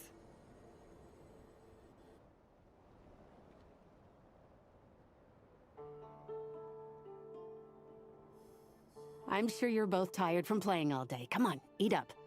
A plain, humble meal. That has always been the way of the Frost Moon Scions. I'm glad she got to experience the daily life like this, because as she said, whenever she's around, people get all stiff and serious. So she doesn't really see the light-hearted, like sweet moments of daily life and the human interaction. Huh? How come Lametti got a midsummer berry dessert? Oh, I always get Lockaberry. I don't mind sharing. You can have a bite of mine if I get to have a bite of yours. What a good kid. They're sharing food? I've never shared food with anyone before. Even at the Harbinger tea parties, everyone just ate off their own plate. And when I couldn't finish my food offerings from the Frost Moon Scions, they'd leave the leftovers out under the moonlight for the animals to claim. Hey! That was 2 bites! Poor Columbina, she's like lacking one of the most basic human interactions. She's... Oh, then you can have another bite of mine. Oh, you too. Oh, don't fret now. Here, have some of such Granny's a sibling-coded fight. So this is what it means to be family. It's breaking my heart that she doesn't know what it's like. Like, she's so lonely. I'm seeing so much that I'd never usually get to see. They'd never act like this when I was around. It's nice, being able to just watch people in peace in these final moments. Can you stop saying final moments? I know it's not gonna happen. What a rare opportunity. I think I'll go take a look around Nasha Town, too. Maybe the Traveler will be there. That last sentence, maybe the Traveler will be there.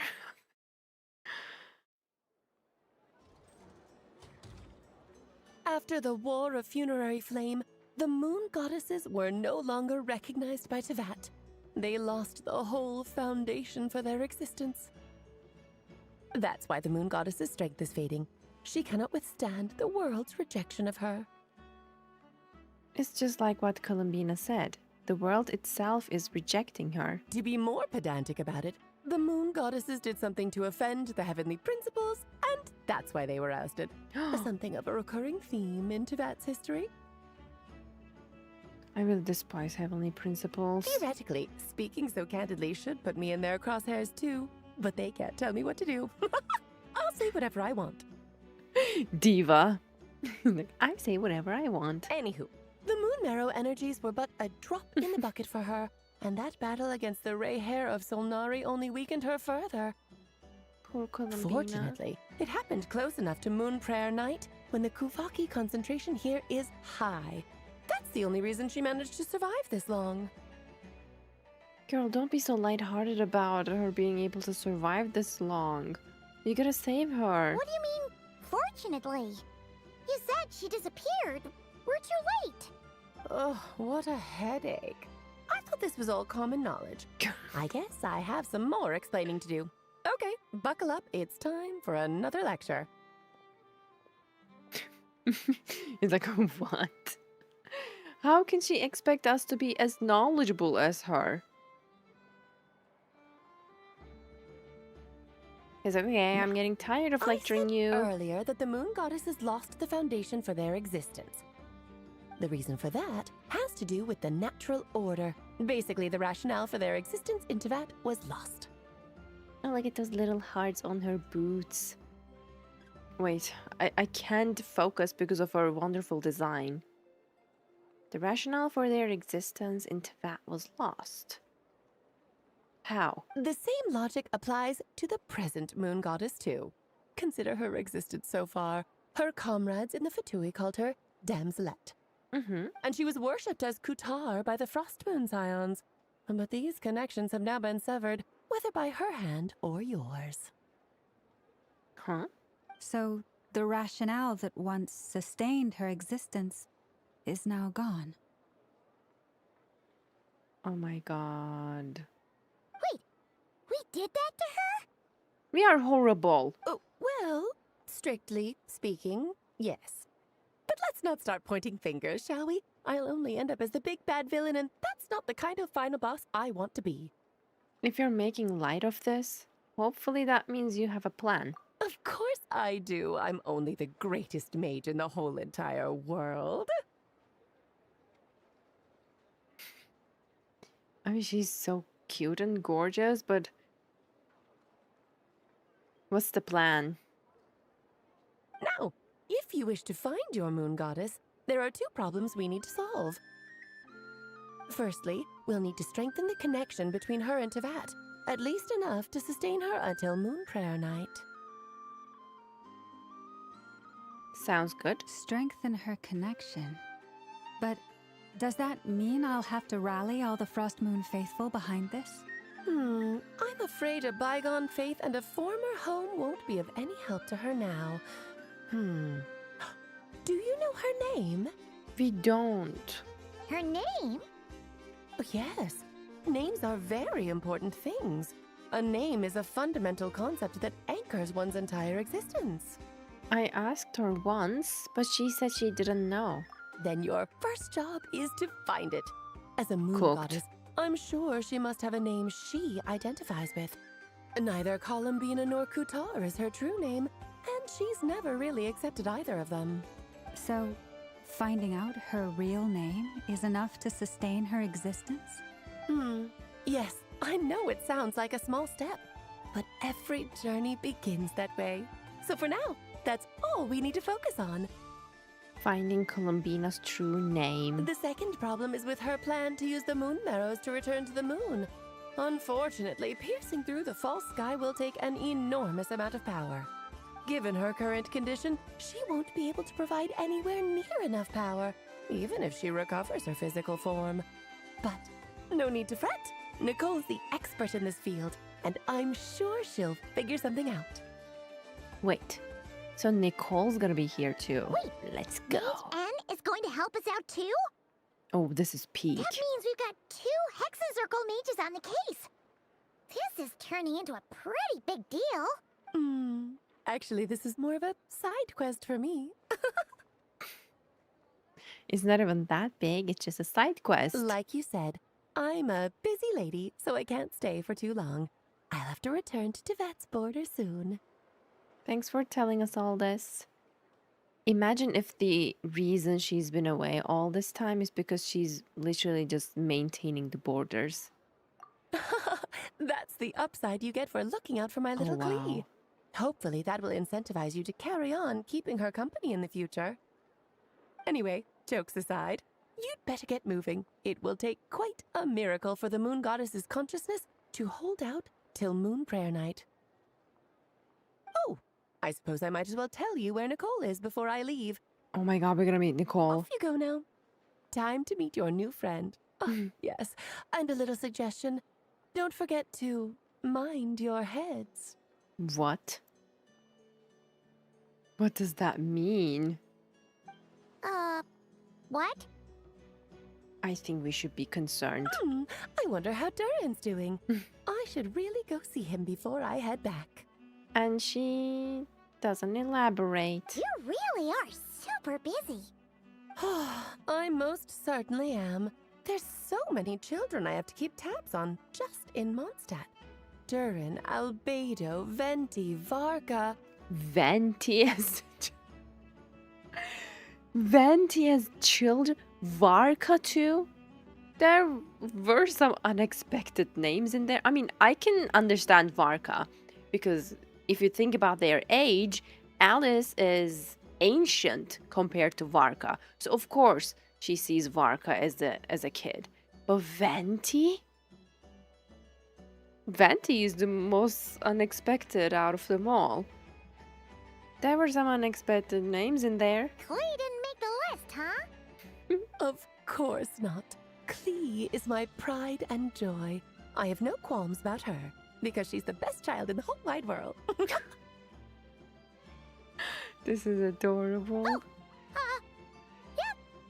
Klee's a little angel. I'm glad you agree. Well, all the best. See you when I see you.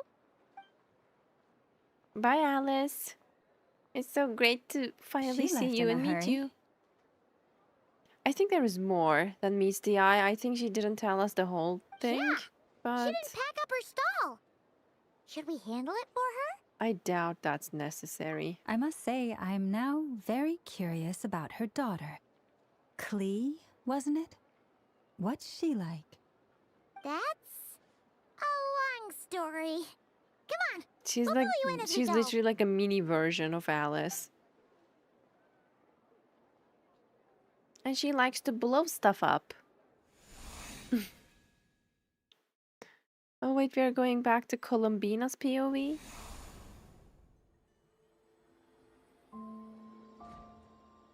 Will she be What able a to find lively us? place. I've never experienced Nasha Town like this before. Hey, you old geezer! Your hammer's rusted through! Who are you calling old geezer? Are they quarreling? I'm looking right at him! You've really gone downhill since giving your daughter free rein in the workshop. Can you even swing a hammer anymore? It shouldn't take you days just to fix a single chair. You might as well use that hammer to massage my back for all the good it's doing. Don't run your mouth, or you'll get a back massage that'll put you in bed for the rest of your life. Look, the materials haven't arrived yet, all right? You know how busy it gets in the days before Moon Prayer Night. I'll bet you send all the materials to your little princess. Blood's always thicker than water, huh? All right, you've made your point, Uncle Koski. As soon as the materials arrive, fixing your chair will be the #1 priority. And Dad, if you've got time to chat, why don't you lend me a hand, See? Lolka knows what the score is. I guess they're friends. They're The way family. they spoke to each other was so ugly. Then again, it wouldn't be the first time I've seen something like this. Columbina! Sing outside my door in the middle of the night one more time, and I'll unscrew your vocal cords. You hear me? Girl. She was your sister. Oh, Sandrone. So that was her way of trying to be friends with me. So I'm just gonna cry. Because all this time, she thought Sandrone hated her. But actually... What a pity. I won't get the chance to say any ugly things in reply. But this is so cute, but so heartbreaking at the same time. Yay! I didn't expect to get to be Columbina again. How cute. How cute. Okay, I'm so distracted. Yep. Hey, have you decided what to give her for Moon Prayer Night? I sure have. She's gonna get the surprise of her life when she's least expecting it. Then I'll whip out the ring and pop the question. Aww, that's cute. The surprise of her life. What a fun turn of phrase. Cool, I get the picture. You can spare me the gushy details. Ooh, looks like we have a customer. Wait, you can see her? Hello there, ma'am. Would you like some Moon Prayer Night candy? Huh? Oh wait, there's someone behind her. Is he talking to me? There's Can some... you see me? Unfortunately, no. Here you go. Oh. No. Come back anytime. Right. Now, where were we?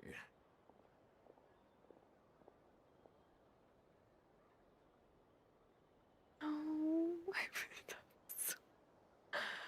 oh, did you see how sad she is? My heart is literally breaking. I don't know why, but I still held out hope.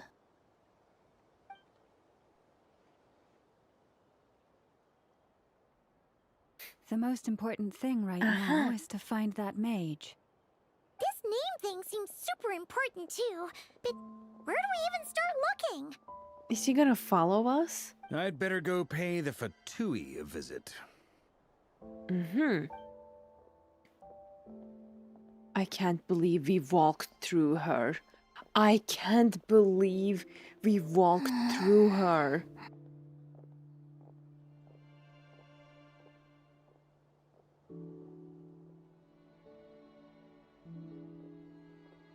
I'm literally in shambles. Columbina? Oh my god, oh my god, oh my god, oh my god. Oh my god, Traveler. Oh my god.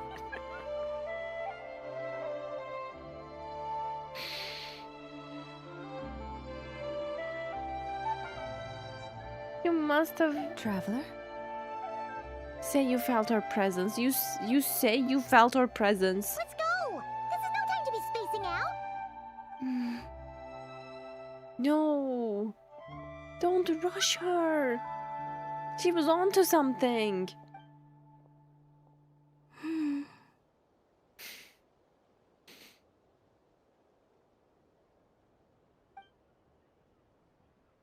Oh my god, she's following. Maybe it's not so bad. Just quietly staying at theirs. Listen. Where's she? Not here? She's like a little angel, like guardian angel following us around. Oh my god, this is taking a toll on me. Legit. Alright. Look for the mage Nicole. We are going to another peak, guys, but before that I'm gonna take a short break and I'll be right back, alright? So stay tuned and you can watch Arlecchino.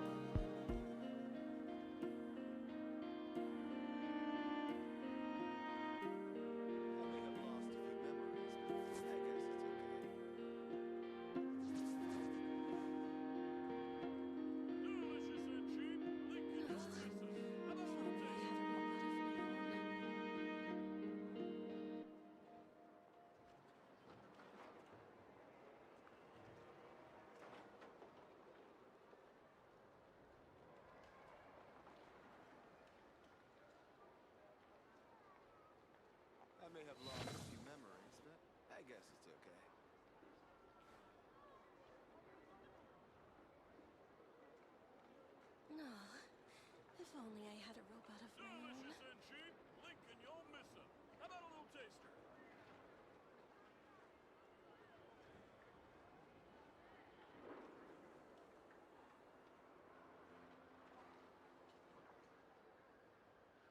I may have lost a few memories, but I guess it's okay. No. If only I had a robot of my own. Delicious and cheap. Lincoln, you'll miss 'em. How about a little taster?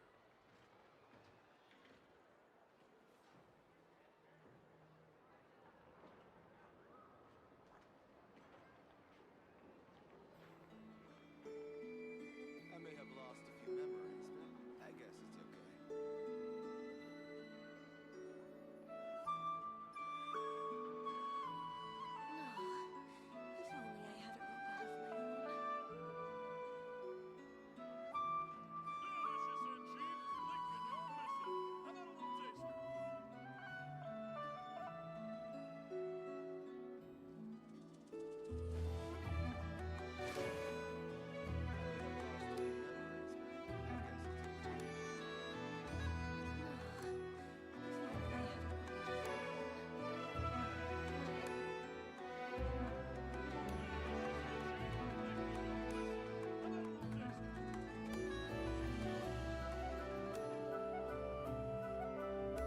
Something you wish to report? Go on. You have my undivided attention.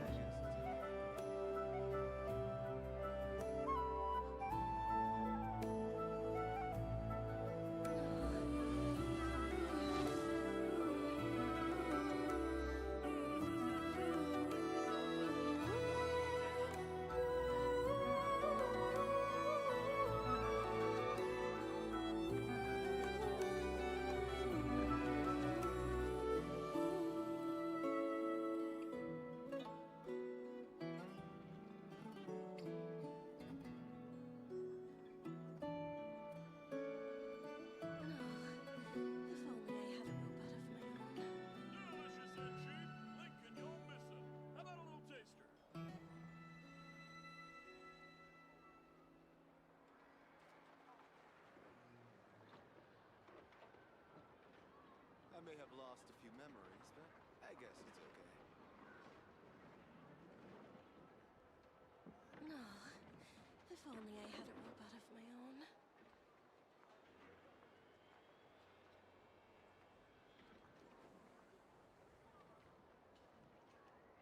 Delicious and cheap. Lincoln, you'll miss 'em. How about a little taster? Hello, I'm back. I may have lost a few memories, but I guess. All right, let me. Hello, hello, welcome back, everyone. Let me come back for real, though.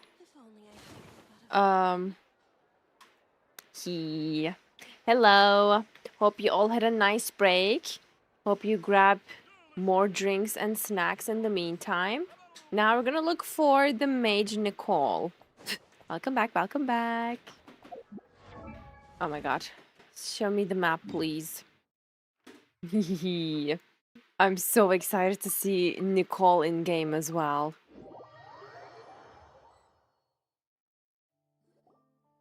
Where are they going? They mentioned a mage and a name? Yep. So, Mr. Varka, are you acquainted with this Nicole? Or should I call her Mage N? Not really. We've never met, though she has come up in conversation.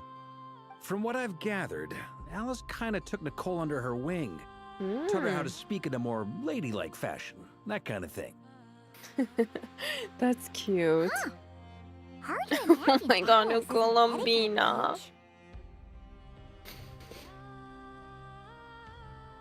I'm at the verge of tears for the last half an hour, ever since she turned into this phantom type, this phantom, let's say. Yeah, Alice is a larger-than-life personality, I'll give True. you that. But then again, that's why she's able to draw such an eclectic mix of people into her inner circle. If I remember correctly, being an interesting person is actually one of her main entry requirements. So, if you ever wanted to join the Hexenzirkel, I'm sure you'd both be eligible to apply. Aw, that's flattering. Hey! Don't go around making promises on Alice's behalf. Paimon, you're getting on my nerves. Literally, you're getting on my nerves. I wouldn't dare. I'm just trying to paint a picture of the Hexenzirkel for you. I'm actually so glad that Varka doesn't give a flying about Paimon's attitude. It makes me love him even more. Because he's just so unbothered by her. What is this, Paimon? What is this? Okay, sure. Anyway, since none of us have ever met Nicole, how Oh, are we supposed gorgeous. to find her? We can't just go up to every woman in sight and ask, "Hey, are you Nicole?" Maybe something she's wearing will give it away? Like, Definitely. A windbloom pinned to her chest or something. You would be able to recognize a Hexenzirkel mage, I'm sure. Wait a minute. Alice never said Nicole was from Mondstadt. Actually, yeah, she never mentioned something like that. Oh, true. What about a tea set? I recall that each mage has their own cup. True. That would be this young lady, then? Wow. Yeah, you can definitely tell by the outfit. And the Hexenzirkel sign. Hey there. Sorry to disturb you, but are you Miss Nicole? Varka, Knight of Boreas of the Knights of Favonius. Alice might have mentioned me before. Knight of Boreas of the Knights of Favonius. What a badass title is that? Alice never mentioned Varka before.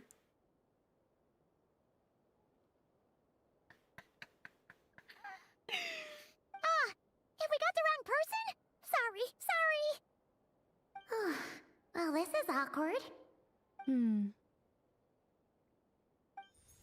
When I shook my head, I meant, no, Alice hasn't mentioned you before. Wow, I love her dress. They really did. They did cook with Hexenzirkel mages. Why does he have that chat box? Huh? Where is this voice coming from? She's speaking to her minds. My apologies. For certain reasons, I am unable to speak. This is the only way I can communicate with you. It might take some getting used to, but I hope you can understand. That's so cool. That's what she meant when she said, mind your heads. Because she's speaking inside your head. Alice is such a diva. Hey, it's fine. I'm more shocked by the fact that Alice never speaks about me. He, his chuckle is sending me every time. But we have some news for you, Varka. Alice sees you as a kid. Like he's just disappointed. Hey, it's fine. I'm more shocked by the fact that Alice never speaks about me. That chuckle is like, it's like, I love him. As for you two, we have crossed paths twice before, but it is nonetheless a pleasure to finally meet you. It's really you! Thanks for all your guidance in the past! You're quite welcome. This time, things are different. We have reached the unwritten pages of the story. You might say that we stand at the crossroads of fate. That means we can change what's gonna happen. We can save Columbina because nothing is set in stone. Second-hand embarrassment for Varka. Poor Varka. He lost some aura back there. Now then, allow me to formally introduce myself. My name is... Gorgeous. Nicole, the unappreciated master sculptor, the immortal literary giant, if only they would write, and the silent angel, yet also the orator, the instant they utter a word, etc., etc. In summary, to remain silent is to be the observer of the world. Wow. She looks ethereal, like so beautiful. Oh my god, all of my primos are gonna go to Hexen Circle mages. Yeah, very, very elegant and very ethereal. No, no, no! Stop! Alice! I can't believe it! Oh my god, another fourth wall breaking moment. I'm loving this. Loving this. I had a whole speech prepared. I'd agonized over every single word. She always picks the worst moments to ruin other people's plans. Oh, I'm Alice so is the sorry best. about that. Alice took the liberty of devising some bespoke self-introduction magic for each member of the Hexen Circle. But I could have sworn I deleted all of the triggering conditions for it. How did it bypass everything? It's Alice after all. Gosh, this is so embarrassing. This is a very different side of Nicole than what we're used to. Is she not used to face-to-face interactions? Don't worry about it. We've seen that introduction magic once already, so it wasn't too much of a shock. Please go on, Miss Nicole.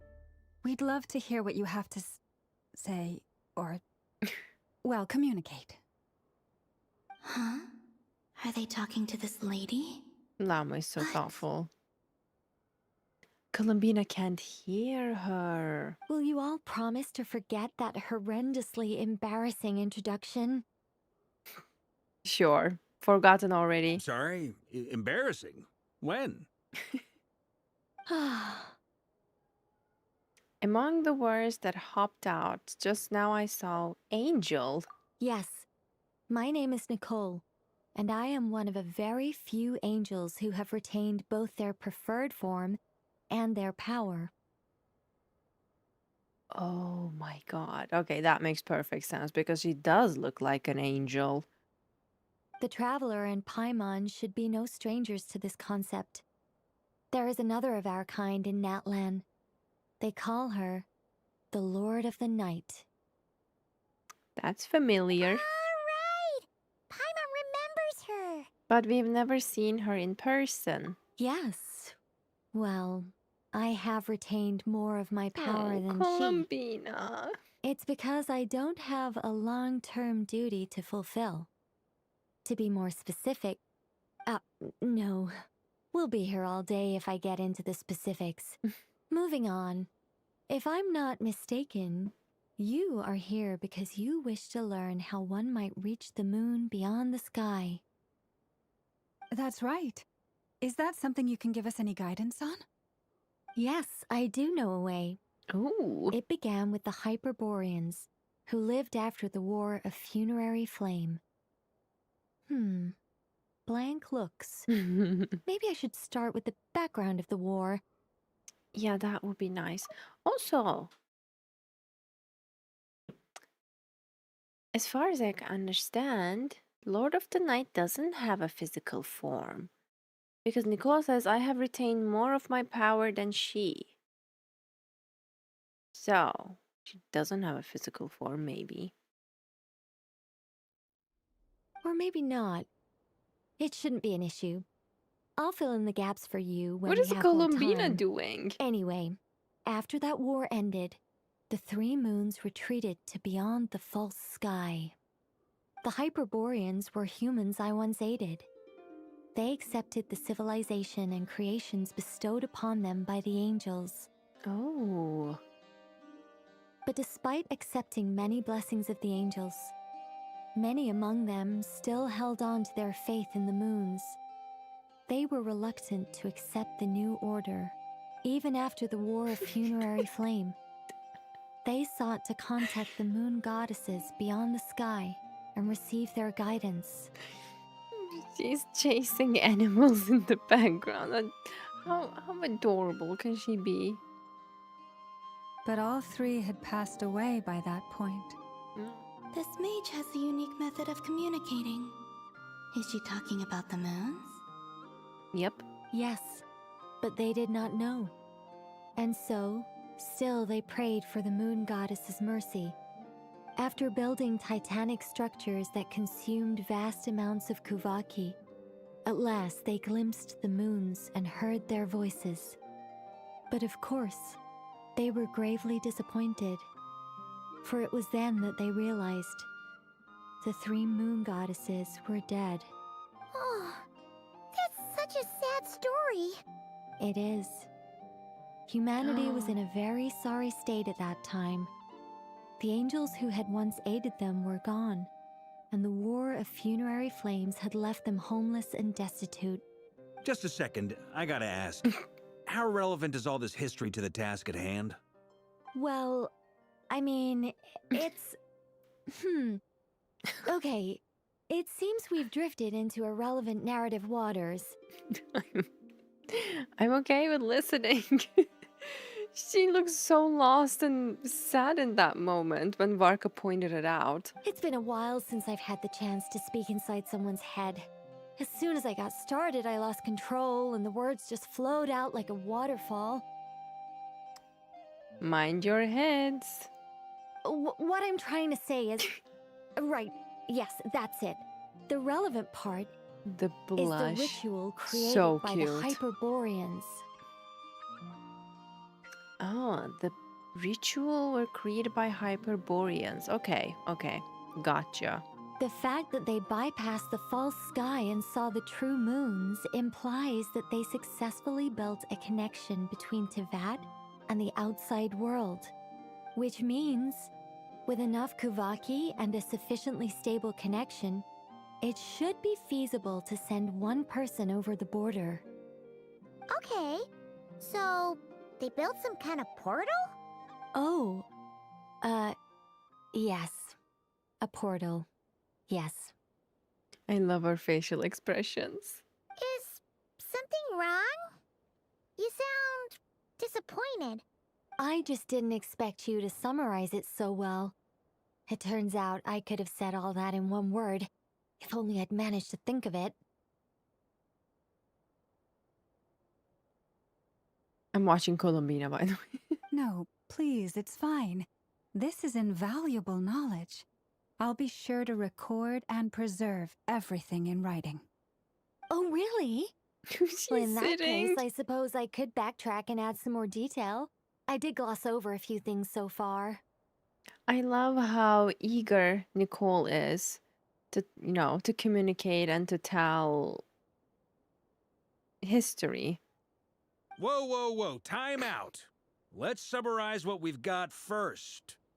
And Mark is like, I don't want details. Let's get straight to the point. The Hyperboreans were the last ones to use this method, right? So we somehow need to find whatever structure they built and make sure there's enough Kuvaki to power it up. Luckily, we have the moon marrow of both the eternal and iridescent moons, so we're all good for Kuvaki. Which means the key issue we need to focus on is finding the place. Am I right so far? Yes. Although, I expect the structure is long gone by now. Oh.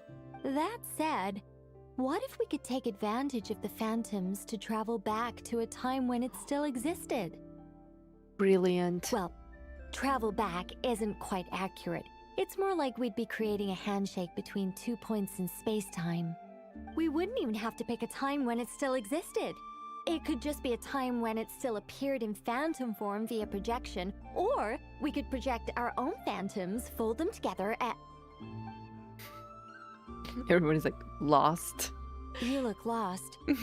Was that too hard to follow? No, it's just... they don't know how to do that. Yeah, things got a little, technical there. Paimon's brain is reaching capacity. Paimon's brain reached capacity all the time, so it's not surprising. All right. Let me think about how to put this more simply. Okay, got it. Over the next few days, I'll search for phantoms that we can use. Ooh. Once I find one that meets the criteria, I'll let you know and we'll regroup. By completing certain rituals, specific individuals will be able to enter the phantom and make it to the Hyperborean structure.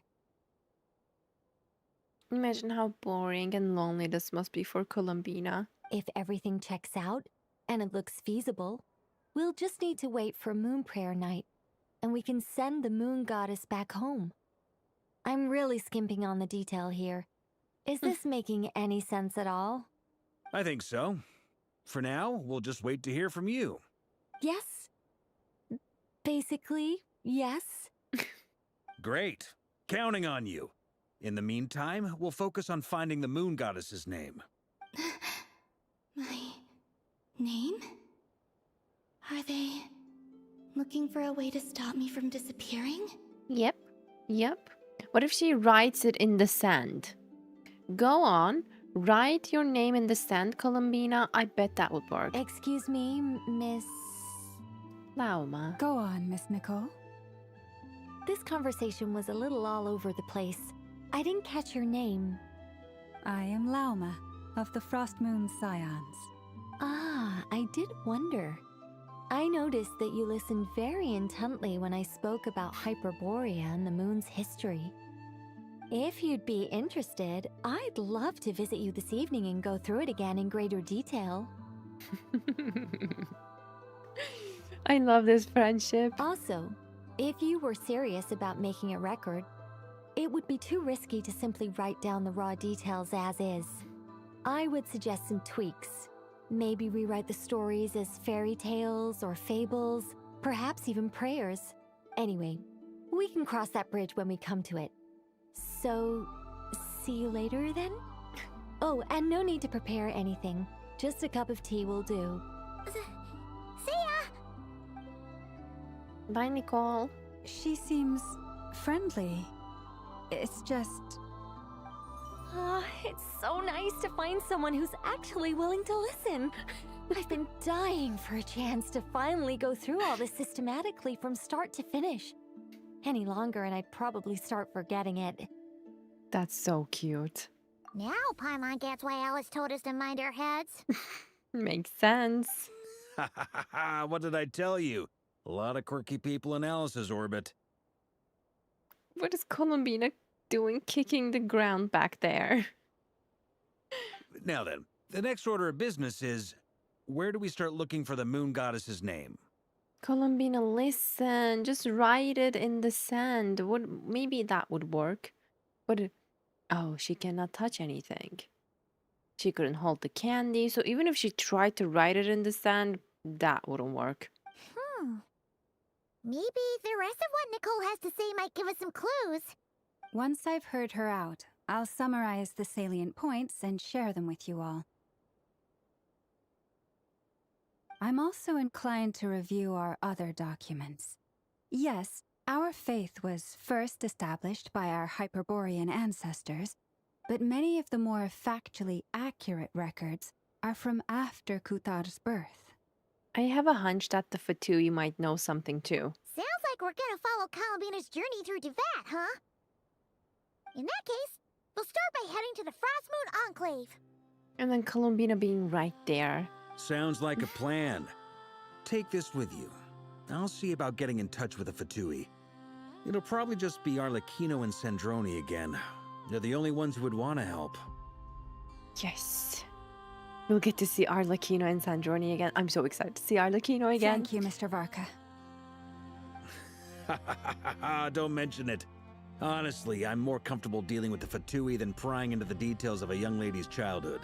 Catch you later. I should follow them, just in case there's some way that I can help. Search for information in the Frost Moon Enclave. Alright, let's go.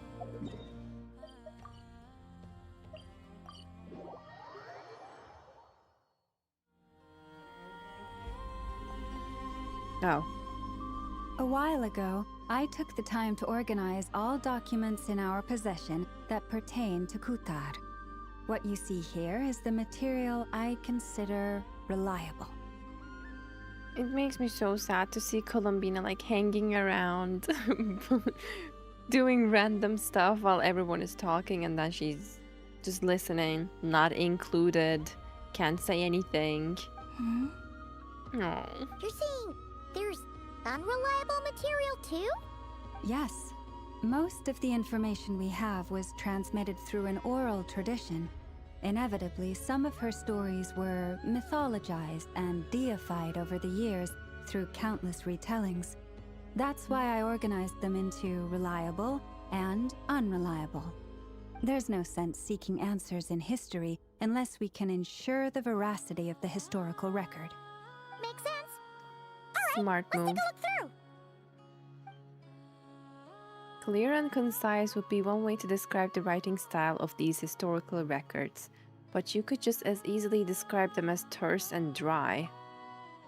And since Lauma already knows the material like the back of her hand, the quest to find any new information in these texts is tough going. Almost all these records refer to Kutar instead of Columbina.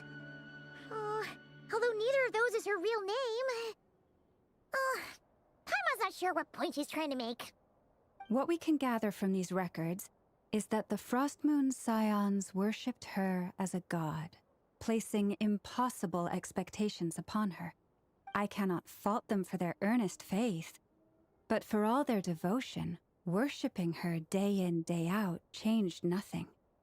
I imagine that none of it resonated with Columbina. It wouldn't surprise me if, even back then, she had already begun to reject the name Kutar and everything it represented. Lama speaks the truth.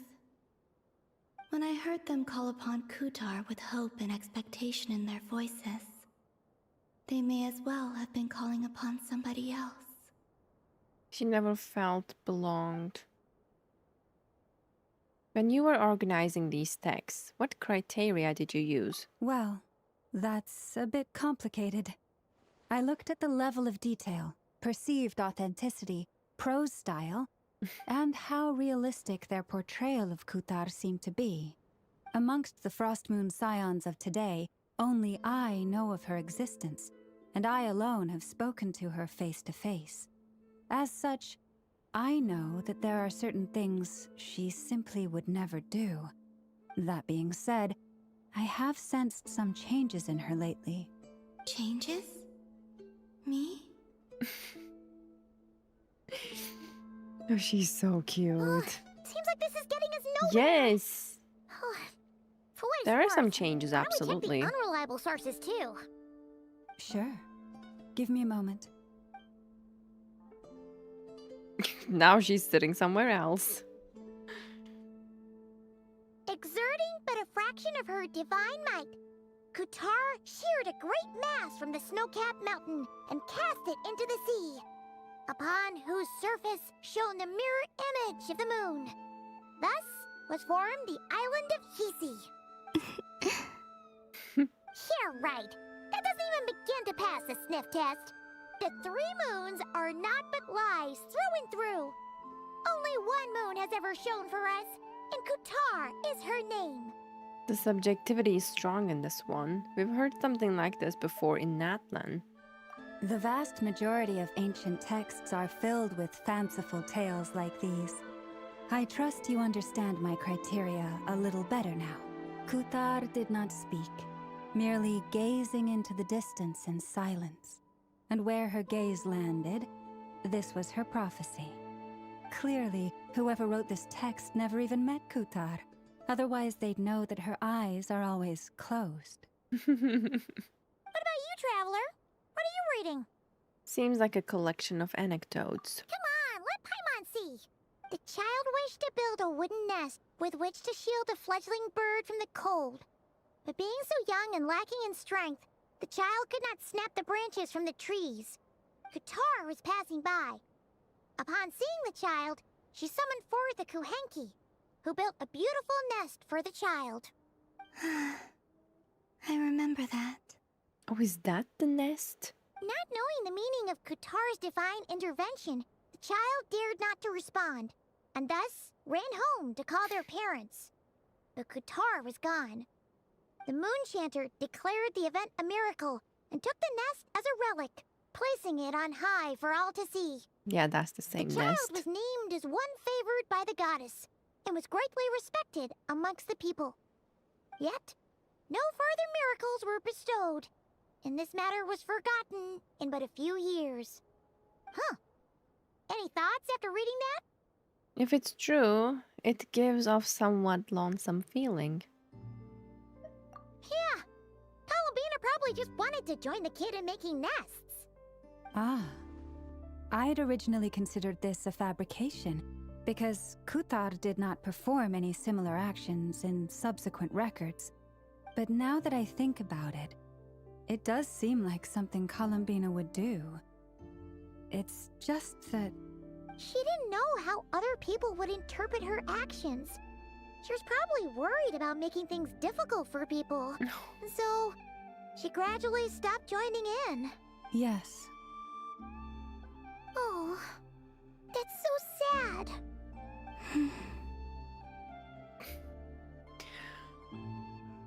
I can't deal with this anymore.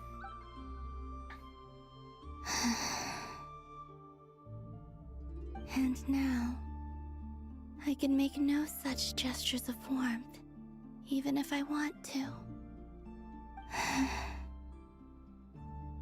My precious baby, you didn't deserve any of this. Still no name. That's a bit of a shame. Return to Nasha Town and contact Varka. Let's go.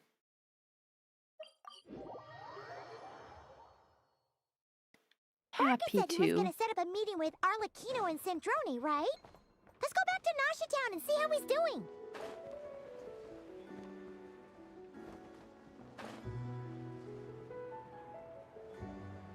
He's back already from the meeting.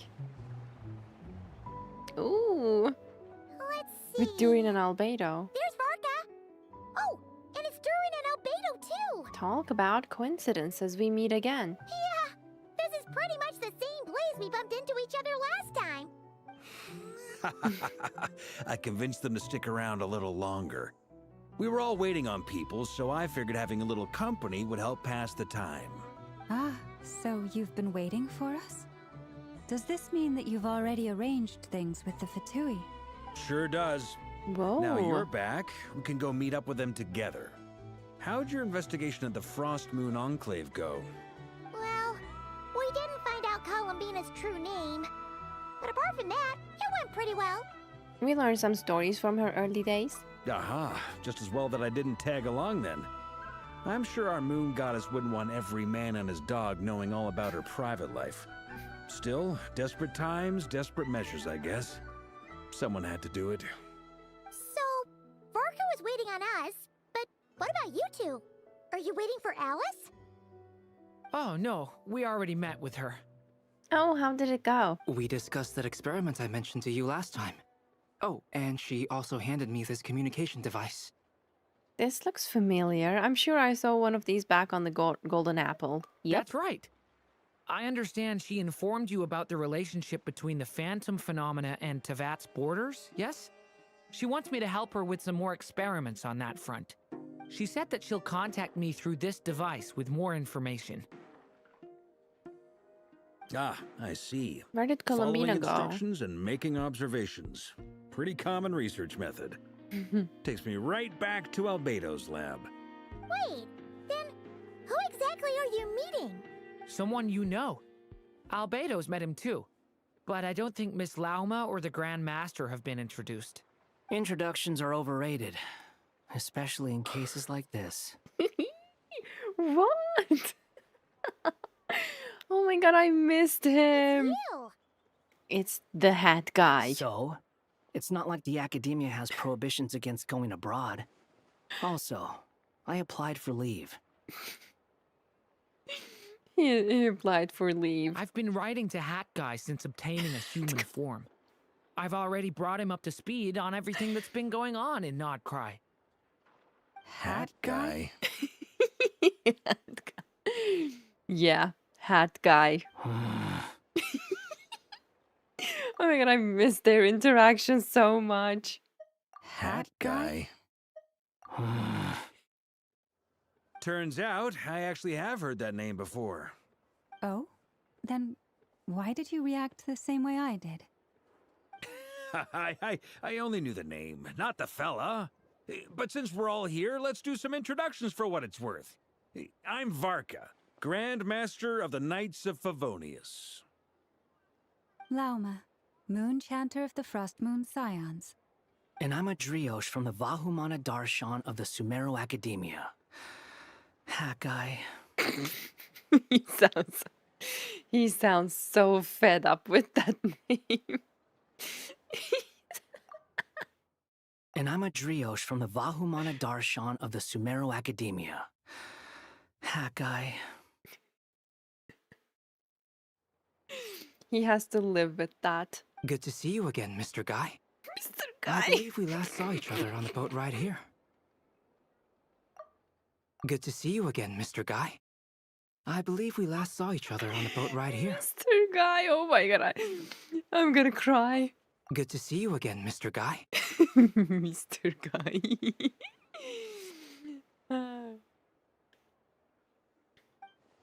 So they came to not cry together.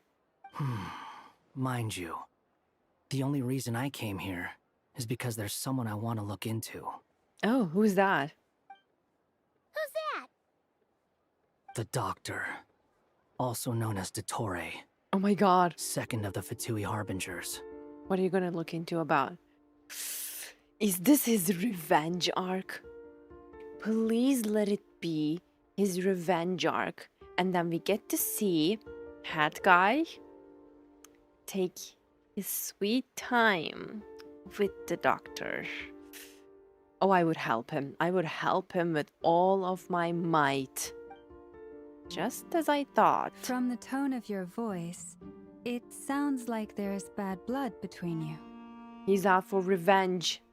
Dottore should mind his head. I was reviewing our archives and noticed that a lot of information about him was missing. Left a bad taste in my mouth. That's all there is to it. He probably removed them himself. Dottore, or Zondik, as he was then known, once studied at the Academia. Zondik. But he got kicked out before he could graduate. If I remember correctly, because he was doing shady stuff. So the Harbinger's #2 man is a college dropout? How embarrassing for them.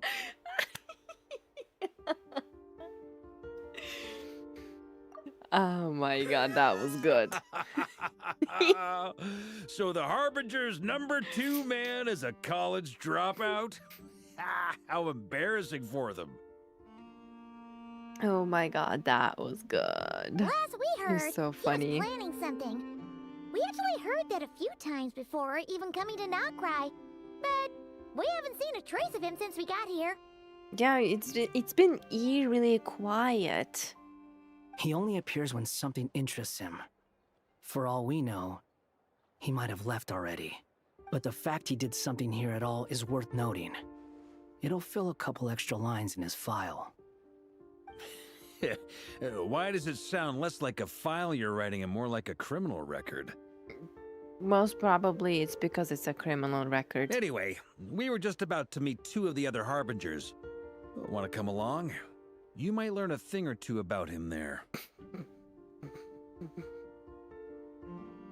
Sure. Even though they're harbingers, well, they're old acquaintances of ours, so, you know, when you talk to them, try to be... I got it. The Frost Moon Scion's relations with the Fatui remain tense. Forgive me if I do not attend. In that case, we'll continue assisting Miss Alice with her experiments. Good stuff. Everyone's having a fruitful time. All right, we better get going. I'll lead the way.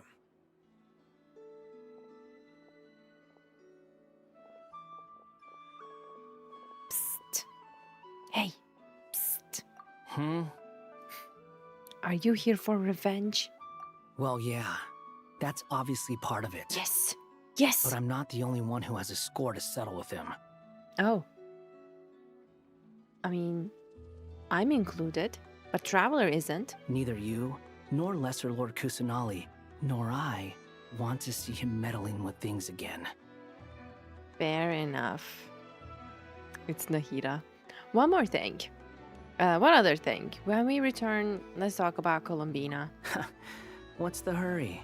He's missing. Don't worry. Pigeons always know which way home is.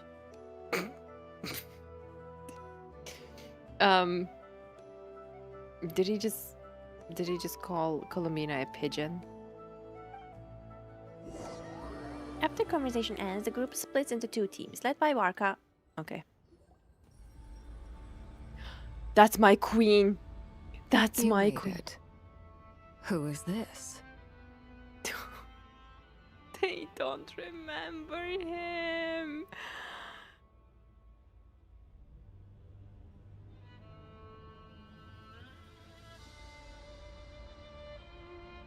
Oh my god.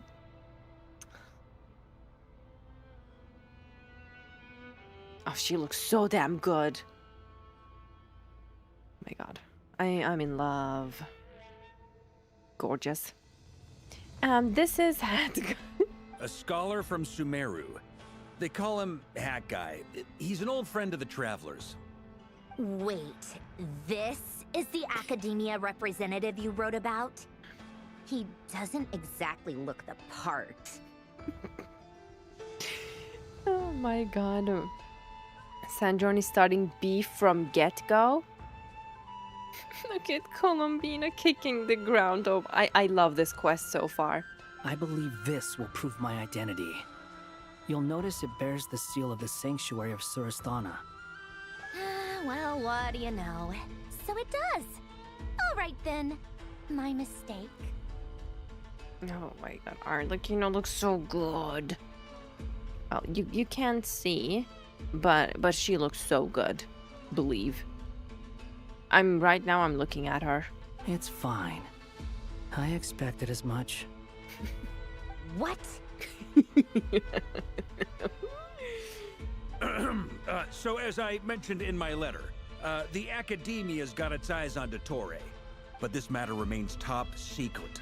Apart from those assisting in the investigation, the fewer people who know, the better. If anyone asks, I'm here in Krai to pursue my personal academic interests. Gotta say, Varka, you did pretty well to keep all this under wraps for so long. Sounds like you got in touch with the academia about this way back. You flatter me. You're all harbingers. What reason would you have to disclose information about Dottore? Where do I even start? Remember that time we fought Rerir at Star Sand Shoal? He sure let me have it then, didn't he? I'll bet Dottore had that all sketched out, with me as his convenient little pawn. What a butthole. He could not care less about us if he tried, but hey! The feeling's mutual. Guys, look at Arlecchino. I'm obsessed. I'm obsessed. The way she sits. Her outfit, her hair, her eyes. Okay, I'm good though. But Does Dottore really strike you as the sort who values his relationships with his colleagues? absolutely not. Absolutely not. He only cares about himself and his whatever evil thing he's up to. Fair point. Definitely not. Which is why I always keep my guard up whenever he starts making suspicious moves. To that extent, our motivations align. On top of which, I consider you trustworthy people. I'm so flattered. I'm so flattered. And by the way, since we know Dottore is on Arlecchino's bad side, automatically he's on my bad side too. Because do you really think she can be wrong about someone? If she thinks somebody is suspicious, if somebody is worth keeping an eye on, absolutely, my queen is always right. Now, back on topic. In the wake of the Reikir of Solnari episode, Sandrone and I grew suspicious about Dottore's complete inaction during the entire affair. Yeah, that's suspicious. So we tried to find out what he'd been up to. but unfortunately to no avail. He's been up to something. He never lets anyone in on his plans. The more he cares about something, the more secretive he gets. Indeed. Perhaps he believes that by keeping a low profile, he can avoid trouble. But that trick isn't going to work on his colleagues. Yeah, I mean, he's been researching the ancient moon's remnants. And he's been trying to get his paws on the moon marrows. His Only paws. an idiot would believe he doesn't have something more planned.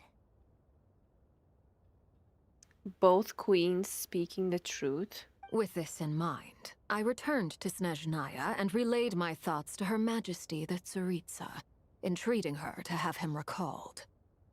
That's pretty direct. Did the Tsaritsa agree? Yes. I made it abundantly clear that the Fatui's business in Krai is almost concluded, and we do not need 3 harbingers in this territory. Her Majesty concurred. Smart. Accordingly, Dottore has returned at her orders. I imagine he is continuing with experiments, which no one besides he would ever have any interest in. Common sense might mean nothing to him, but he's not stupid. He knows that Unfortunately. no good can come from opposing the Tsaritsa. Smarts alone won't get him all the way. He needs the Rooster's resources and Regrator's Mora, both of which the Tsaritsa can strip from him by waggling a finger. I just wonder when we will get to meet Regrator. I'm looking forward to that.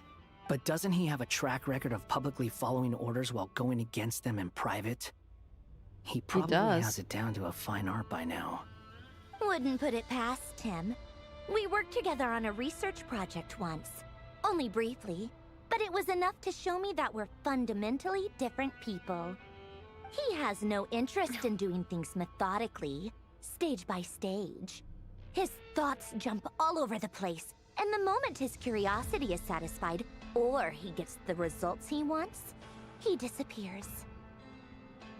The only similarity we share is that, once we set our minds on doing something, we will see it done, whatever it takes. And that's what makes him even more scary. Well, we definitely saw some of that in your battle with Rerir. You got so competitive. Ugh, do not remind me. Stupid red hair of stupid Solnari. Then I believe we all concur. Dottore will not simply give up. Fantastic. Now this is turning into a whole day of unpleasant memories. Ugh. Are you talking about the moon marrow stuff? He also strikes me as the kind of person to disregard experimental regulations, ruin all the equipment, and go way over budget. Then leave the first person he can find to deal with the fallout. He's horrible. Exactly. This one time, he was running some high-temperature experiment and the substance exploded. But does he care? No. He orders his subordinates to open the device so he can observe the results, which causes the gas inside to leak out. That gas was poisonous. If I hadn't been there, who knows how many people might have died? He doesn't even care. He doesn't even care who dies. He just cares about the results, what he wants. He's giving me the ick all this time. And after all that, he left while I was still cleaning up after his mess. What a waste of time, he said. That was cute. As if she was talking to Columbina there. What a waste of time. He's a douche. What a douchebag. He didn't even help. I mean, he didn't even care people were going to die. Why would he bother with cleaning up? Waste of time? The nerve! He wasted my time! Did you see? Columbina was poking Sanjoni. That was so cute. And oh my god, girl. I feel you. You've been bottling that up for a while, huh? She's been waiting to let it all out. Hat guy, I must say, you seem awfully familiar with internal Fatui affairs. Especially when it comes to Dottore. See, She is. She's so smart. She's so intelligent. Because he was talking all this time like he knows the in and out of the Fatui, in and out of how Dottore acts. Of course, she was gonna be like, hey, how do you know? Yeah. That's why I love you, Arlecchino. Why are you guys... why are you guys going crazy about the way Varka sits?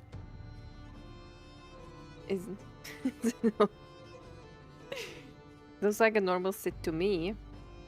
I mean, yeah. Actually, he's posing, you're right. He's like... Look at my amazing biceps. Look at my broad shoulders. Look at my strong thigh. Okay, anyways, let's move on. Thank you, Lady Harbingers, for providing such valuable information. I have no other questions for now, so I'll be on my way. Yeah, you should run away, because you've been clocked. You've been recognized. Wait, what? She's on to you. You're just gonna leave?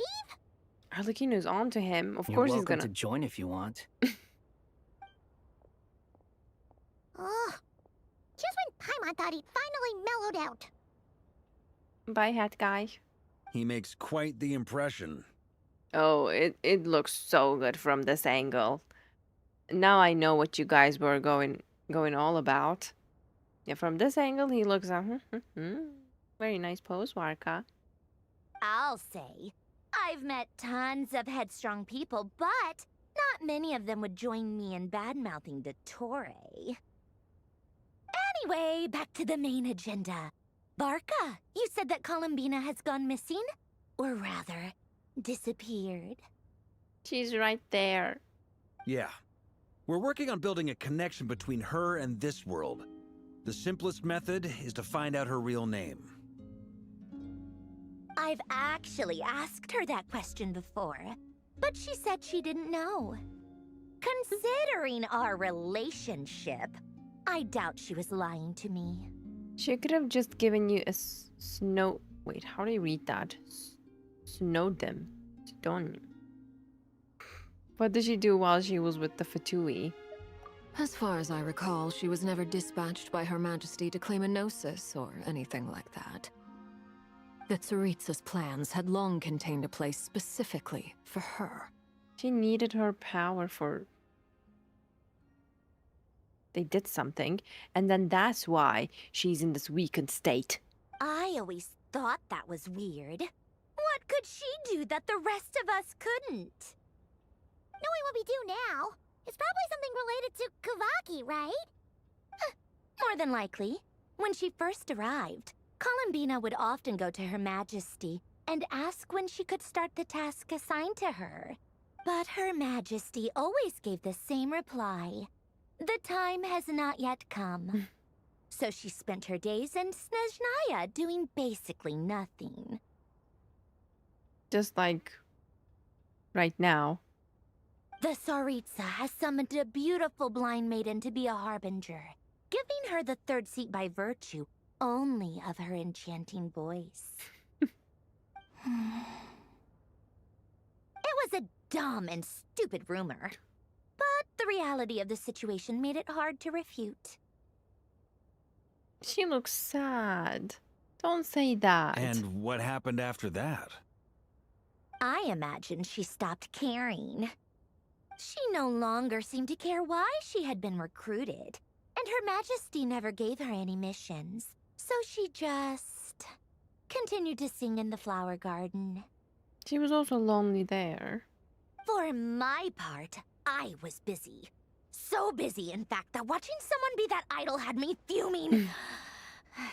But still, I got the sense that she had long been used to a life of other people claiming she was needed when she wasn't. Oh my god, that was... Ooh. I just felt that having a place to stay would cost me something eventually. And so I waited quietly for the day that I would have to pay the price. Ooh, look at Arlecchino. I can see her through Columbina. That's sick. And on the other end of that spectrum, you had me. Someone once told me that I had the lousiest work and the toughest luck. That's a good way of putting it. I forget who said it, but those words have always stuck with me. Sounds like something Scarred would say. No wonder. That's why she can't remember. But you've done your job exceptionally well all this time. Because at heart, you are a conscientious person. I wish you could say this. Thanks for telling us all this. What is it? Something come to mind? It's nothing. I'm just even more eager to learn her name now. I want to shout it out to her from the rooftops. That makes sense. Nothing screams you are needed like your name shouted from across the town. Well, good luck with it. But if you ask me, Columbina is still the most shoutable name. I'm just so used to it now. After all the arguments we've had, I can't be bothered trying to remember another name for her. Nor I. Sandrone. Arlecchino.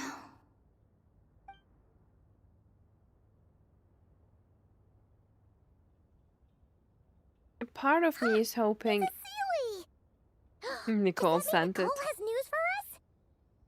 I was hoping she would grow to accept the name Columbina. Because, like, Arlecchino knows her that way, Sandrone knows her that way, and I think she kind of understood that Sandrone liked her in these last couple of quests. Maybe that would tie her to the name, but anyways, we'll see. Ladies, I thank you for your hospitality. What a If the chance gentleman. ever comes up, I definitely owe you both a drink sometime. I'm sure it will. I love her expression. You can make your own way out. Heck, you've been here enough times, you probably know your way around better than I do. Take care, everyone. We'll be in touch if the situation changes. Okay, time to do what adventurers do best. Follow that Sealy! Now, we've been doing that since day one. Duran POV? Let's go. Here you are.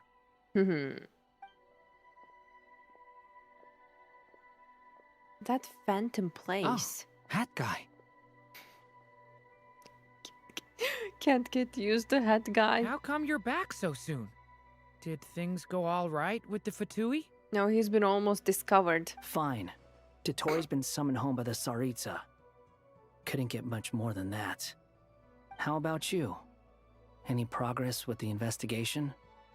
Unfortunately not. We've tried everything. Different phantoms, different locations, different points in history. But the results were the same each time. Abyssal monsters roaming the land. People crying out in despair, with no hope of being rescued. Every time I see it, I can't help but think, is this what it was like in Mondstadt when Dragonspine Durin attacked? And if I fail in the task I've been given, will I create yet another tragedy? Oh, my precious baby dragon, of course you won't. That's just meaningless speculation. He's always so blunt. When we encountered similar phenomena previously, I tried to interfere with those illusions, using sounds and lights to guide them. However, we could not change their fates. At most, we were able to extend their existences. The events of the past are like fate that has been written into Irminsul. There isn't a living thing in Teyvat that can escape its past. It feels like he speaks from experience. But Miss Alice instructed us to try to find ways to change the outcome that these phantoms face. It's an impossible task. Can't you just refuse? Since she asked us to do this, I feel like it can't truly be impossible. Or if it is, well, mages can make the impossible possible. I could not have been born as Durin otherwise. Very good point. But you also said that your past 39 attempts were fruitless. That's true.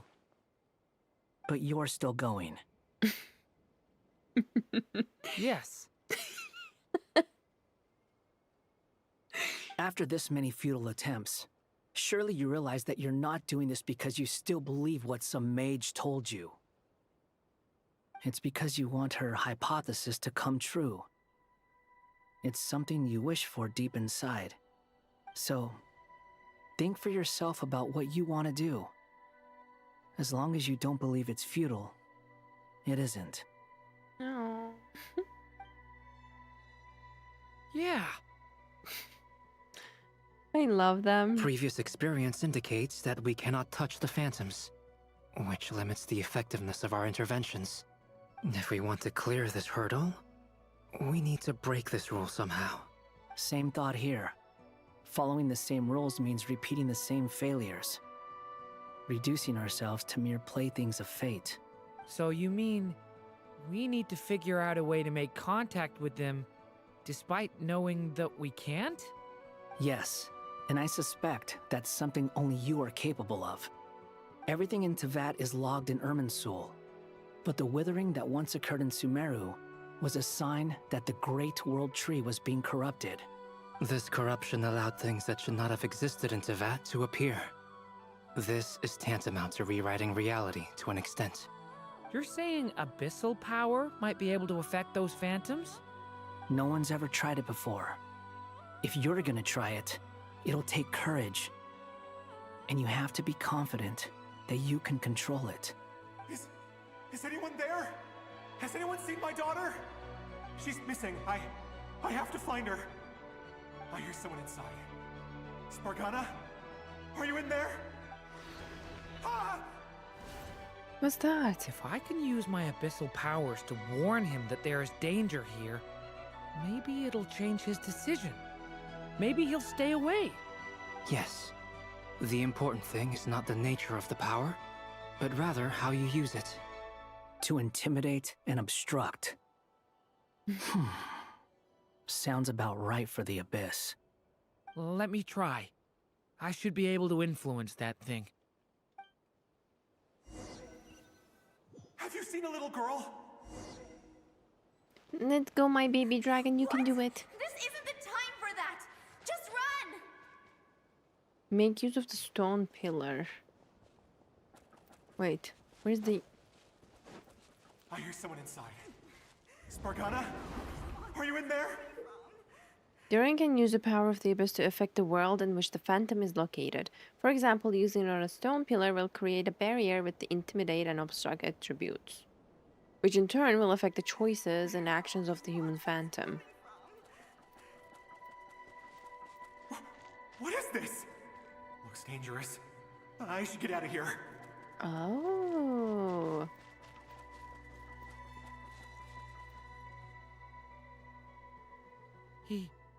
He really left. Ha! We did it! You did it. Oh. Don't celebrate too I'm so soon. proud of you. Follow him. And you look so See happy. what he does next. So precious. Monsters approaching from the front. You need to stop them and create an opportunity for him to hide.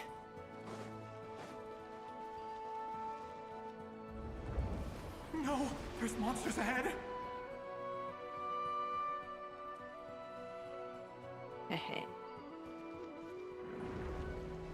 No!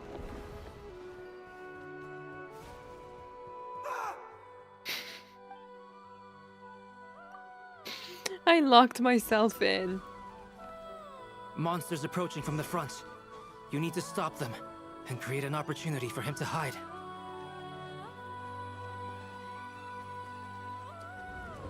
No, there's monsters ahead.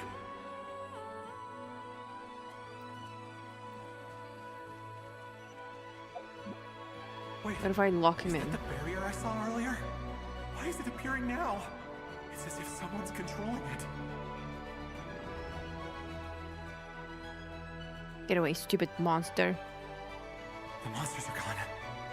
Is it safe now? Who knows? I hope it is. No, looks like it is safe. So we saved one. The barrier's gone too. How odd. Anyway, I guess I'll keep going. Quickly, let's keep up.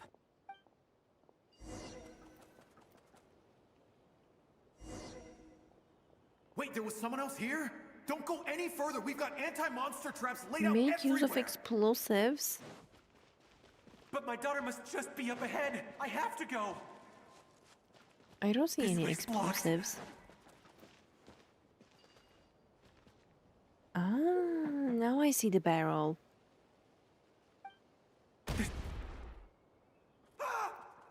Did I? Oh no. That was too close to him. Wait, there was someone else here? Don't go any further. We've got anti-monster traps laid out everywhere. Okay, But so my daughter must just be up ahead. do I wait have to for go. him to go away? This way's blocked.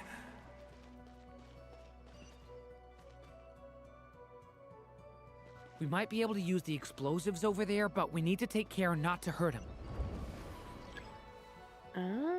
Then I created I'll the use barrier. the barrier to keep him at a safe distance. This barrier seems to be helping me somehow. Mm-hmm. Hey, wake up! Is that his daughter? Oh, no good. Gotta keep moving ahead.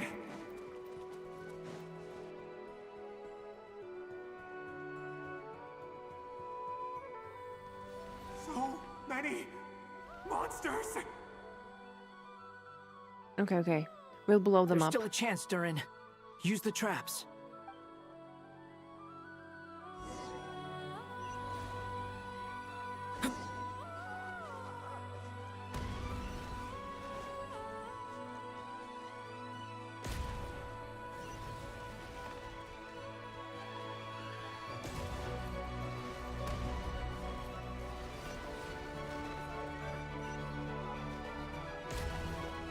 Oh, wait, did we miss it? Help me! No. Okay, left side first, then the right side, then.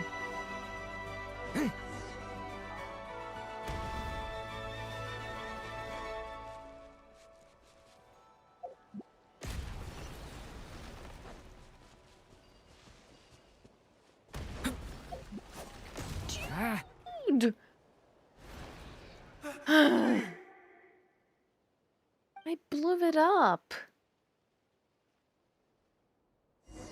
And it's so easy that it's annoying.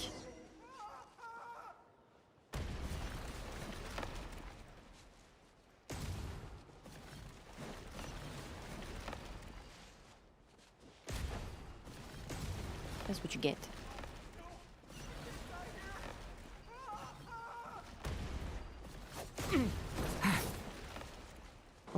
Oh wait, I didn't see you guys.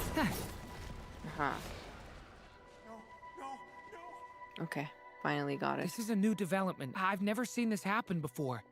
We might just be able to save this person.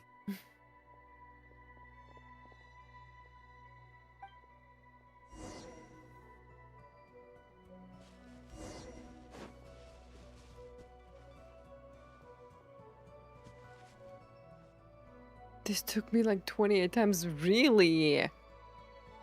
Hello there. By the way, I don't think you can normal attack. It's just something that I did while I was trying to blow up the barrel. Get out while you still can, you fool. You won't find any survivors here. But I can't just leave her here. She must be so scared right now. Sorry. Wish I could help, but I haven't seen her. You'll just have to keep looking. Okay, thank you. If I do find her, I'll get her to shelter and come back for you. Don't bother. I've got nowhere left to go. Oh. What's that noise? Monster! No, if he goes inside, he'll be walking into a trap. Let's try this once more. This time, we have to stop him.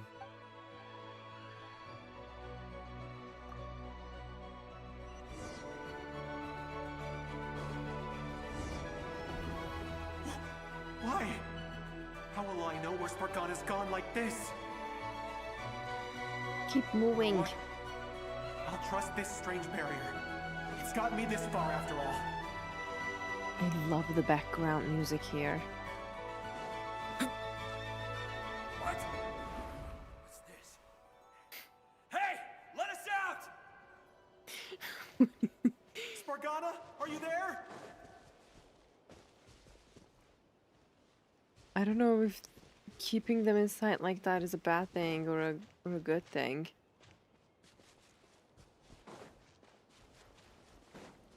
I feel like I should be able to interact with it again.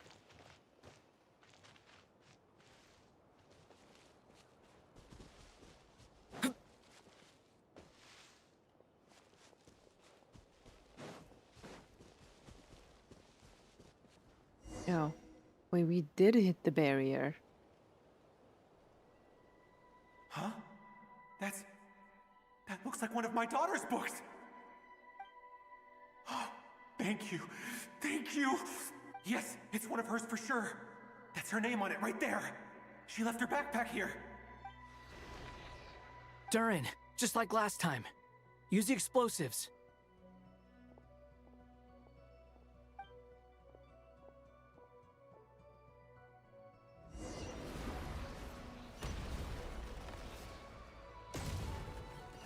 This one is more fast-paced. Oh, great. Oh, wait. Didn't I miss? It won't work. There's not enough left. If he makes it in, he'll die. But then, this clue could be the key to him finding his daughter. It might not be the only one. Better he misses that clue than loses his life. I guess so. Then we gotta obstruct him again. Stop him, Durin. We can't let him get any further in. That's my daughter's book! She's passed this way! I've searched and searched and searched. I no longer have anywhere else to go. Oh no. Maybe intervening too much is not good either. I'm sorry. I'm so sorry. He refuses to go anywhere else. Whether he opens this door or not, all that awaits him now is death. We couldn't change his fate. Albedo? Hat guy? Let's try one more time. I don't know how we're gonna do this, but I don't want to give up either.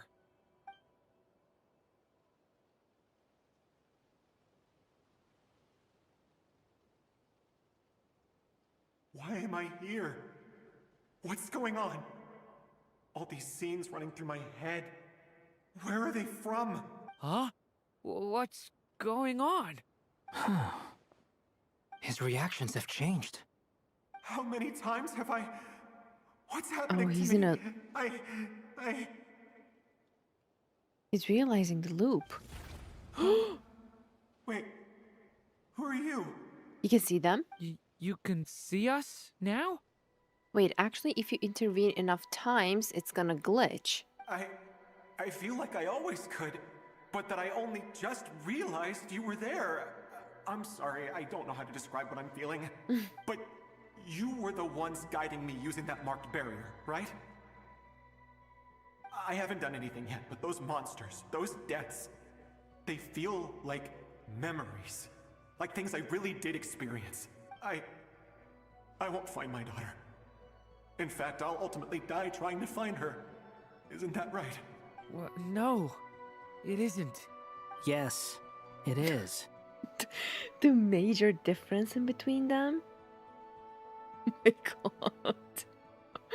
Even so, we're trying to find a way out of this. You've not seen my daughter either, have you? It seems she really isn't here. I'm sorry we couldn't help you.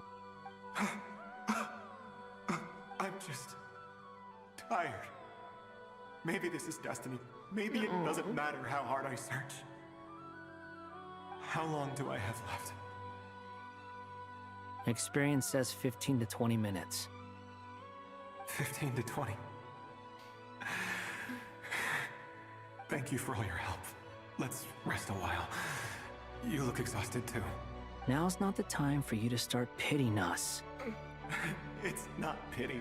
I'm just realizing that I've only got 10 or so minutes left. You know?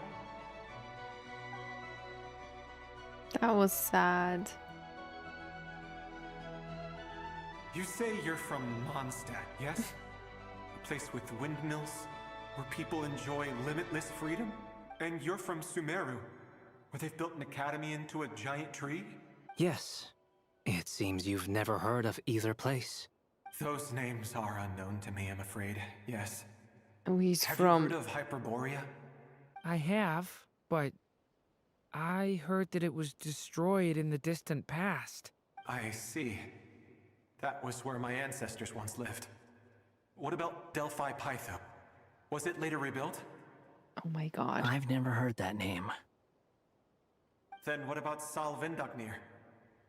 I have seen that name on stone tablets on Dragonspine. But I'm afraid the only things left of that place are its ruins. I see. Sure enough, there was no way to turn this around, huh? I'm sorry. I was the one who asked to chat, but it seems like we're too many ages apart. There's barely any common ground to start from. They don't even know the places in their It's all own right. times. We did hear something new, at least. From how you speak of your lives, things must be going all right for you, I guess. Not so much. They are. Mondstadt is a place of freedom and happiness. There's a lot of good people in the church and the Knights of Favonius, and even outsiders find that it's an easy place to feel at home. We have festivals a few times a year. Everyone gets together to drink, sing, and be merry. Sumeru is a lot more uptight. Not really the kind of place where you can relax. It's a nation fraught with problems wherever you look. But if all you want in life is to seek knowledge, I guess it's pretty much paradise. It's getting better in Sumeru. In other words, after this all-devouring black tide passed, humanity did not merely avoid extinction, but rose to build prosperous civilizations anew. I mean, I can see you all right now. That must mean the future isn't a total mess, right? That's How true. optimistic of him. Well, time's almost up. Let's part ways, I think. Might be best if you don't waste too much time on me. Oh, don't say that. The chances are slim, I know, but I'd like to spend these last few minutes looking for Spargana. If things work out, I'd love to tell her about what I've heard. May we meet again. Well, or not, most probably. In that case, may your wishes come true.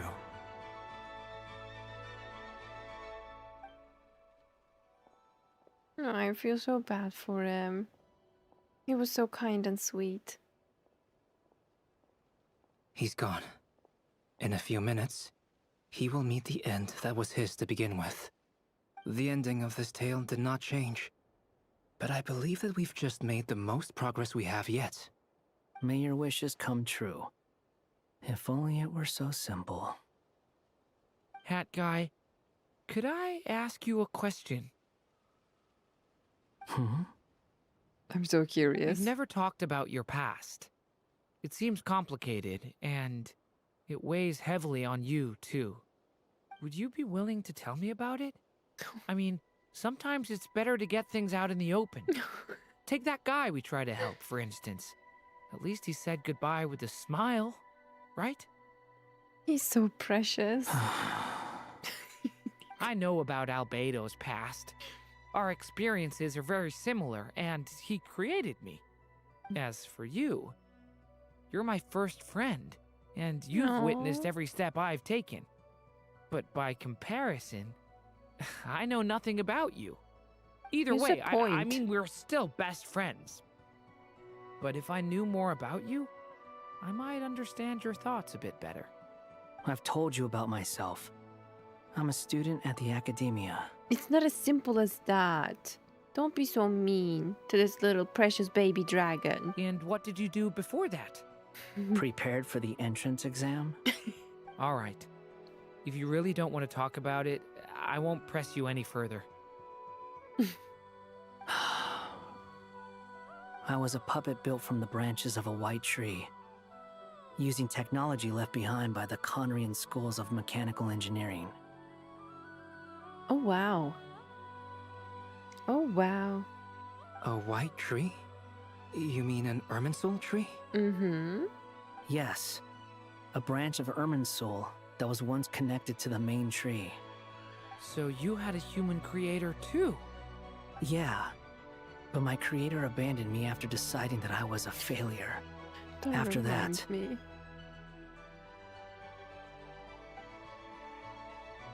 Ooh.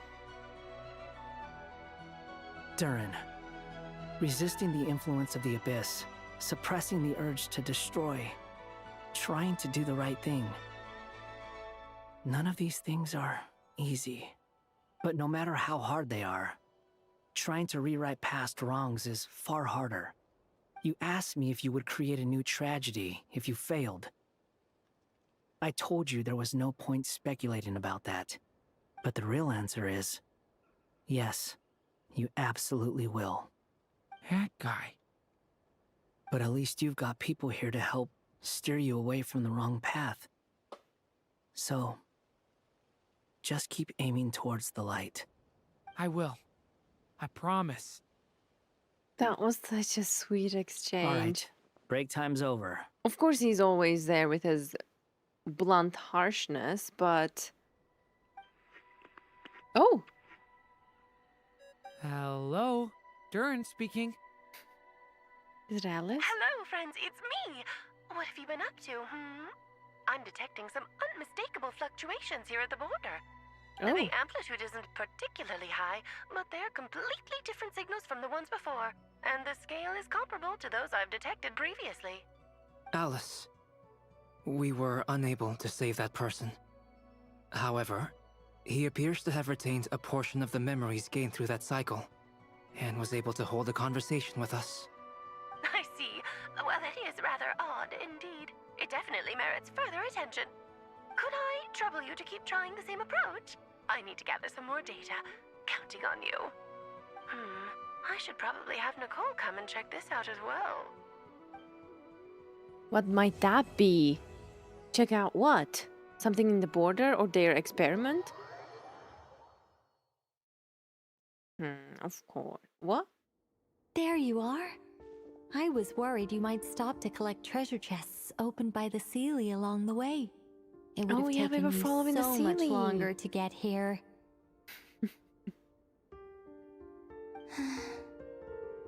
Another conversation I cannot hear. I am delighted to see that you understand what takes priority, and that your adventurer's instinct has not swayed your resolve.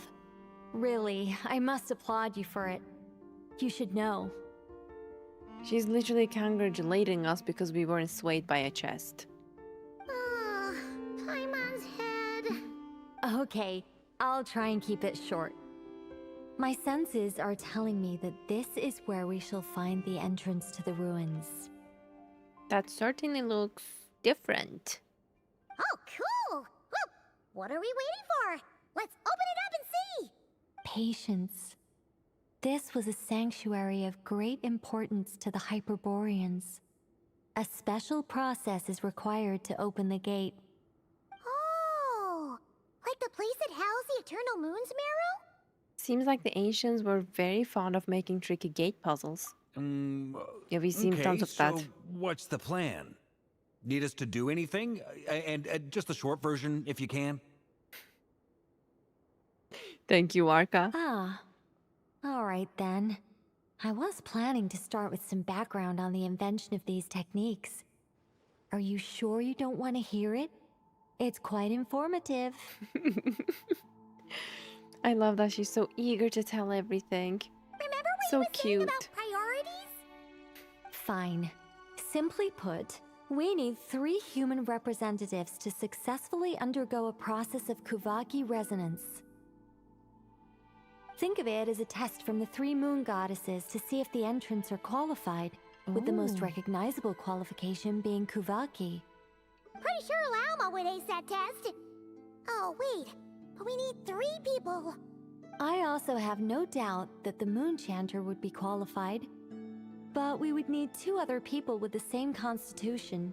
Therefore, the most feasible method is not so much to follow the rules, but to figure out how the test functions and find a workaround. I've done some research, and it turns out the mechanism is rather crude. We'll simply need humans to stand before it who have sufficient Kuvaki energy within them. Wait. That means Traveler, Arlecchino, and Columbina isn't here. I'm with you so far. How do we get the Kuvaki in them? The easiest way would be transfusion. Take some Kuvaki from Nod Krai's soil, put it into the bloodstream, and get it circulating in the body. That's also another good way. So we're going to cheat on the test? Precisely. There are other methods, but this is the simplest one. Cheating the system is much easier than trying to hide from it. An angel cheating the system. Huh? Ah! Sorry? Does the idea of cheating upset you, Miss Lauma? No, that's not it. I suddenly had an idea. Oh. Oh, what is it? It's about Moon Prayer Night. I figured out a way for Kutar to join in the festivities. What's the way? But as Paimon said, we need to have our priorities straight. No, tell us. Let's get back to the test. I'll follow up with Nefer on the festival arrangements. Girl. Oh, You can't leave us okay. hanging like that. Anyway, is this really the best method we have? A Kuvaki transfusion sounds dangerous, no matter how you slice it. If you think that's dangerous, wait till you hear the other methods. I'd be more than happy to go through them if you'd like. There are several. No need, we're good. Let's go with this one. Very well. Kuvaki I transfusion really like is. Nicole. Now, I should mention that the risks can be greater or lower depending on individual compatibility. It would be rash to simply infuse the Kuvaki and hope for the best. If the body rejects it, the reaction can be quite severe. The symptoms are similar to another condition that some people living here suffer from, known as congenital Kuvaki sensitivity. So, before we execute our plan, I will perform a simple test of my own to see who is compatible and who is not. Once that is done, we will have to complete the resonance process as rapidly as possible. The participants must remain stationary while the Kuvaki circulates and bonds with them, and they mustn't eat or drink anything. What? No eating or drinking? Paimon, you're out. That's some hardcore fasting. They'll all be monks by the time they're through. How long will they have to keep that up? 3 days. Oh my god. 3 days without food and drinking? That's tough. Oh, Nicole is so beautiful. Oh, that's so long! And we still need to find 2 more people who are not just compatible, but also willing to volunteer. Fasting? What are they talking about? I'm willing to volunteer. Really? Don't you want to think this through? Haha, count me in too. 3 days without food? I can handle that. He's tough, Miss of Nicole course. has made it clear that this is the easiest way. The way I see it, there's nothing else to discuss. It's time to step up. Compared to having Columbina disappear completely, fasting for a few days is nothing. Oh my god. Way to go, Traveler. Look at how happy she is. Yeah, you're right. In that case, Paimon volunteers to be captain of logistics. She'll keep the fires lit and grab some spare clothes to keep you comfortable. Good work, Paimon. Then we'll start with you first, Traveler. Please step forward.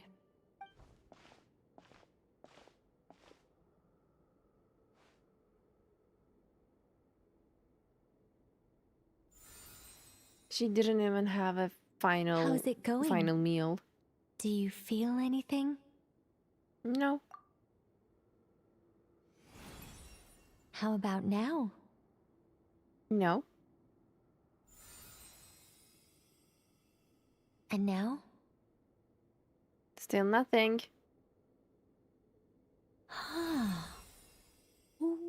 What about now? Nothing at all. You guys, it's not a competition, you know. All right, I'm officially impressed.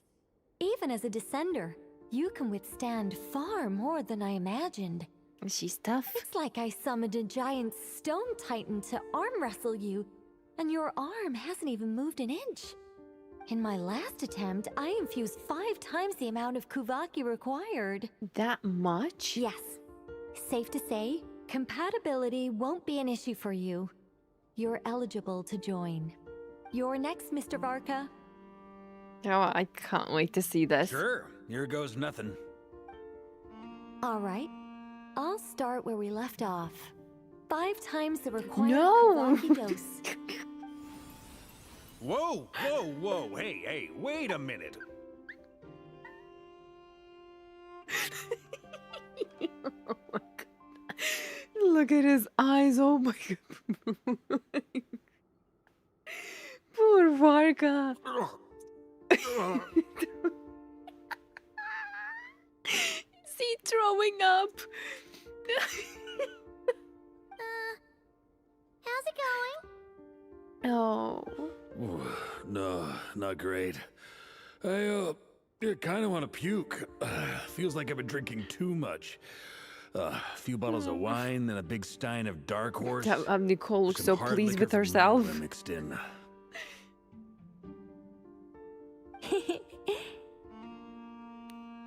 That's so cute. Okay, I'm officially pulling. You think this is funny? I just lost to a young lady in an arm wrestling contest. I'm never gonna live that down. My apologies.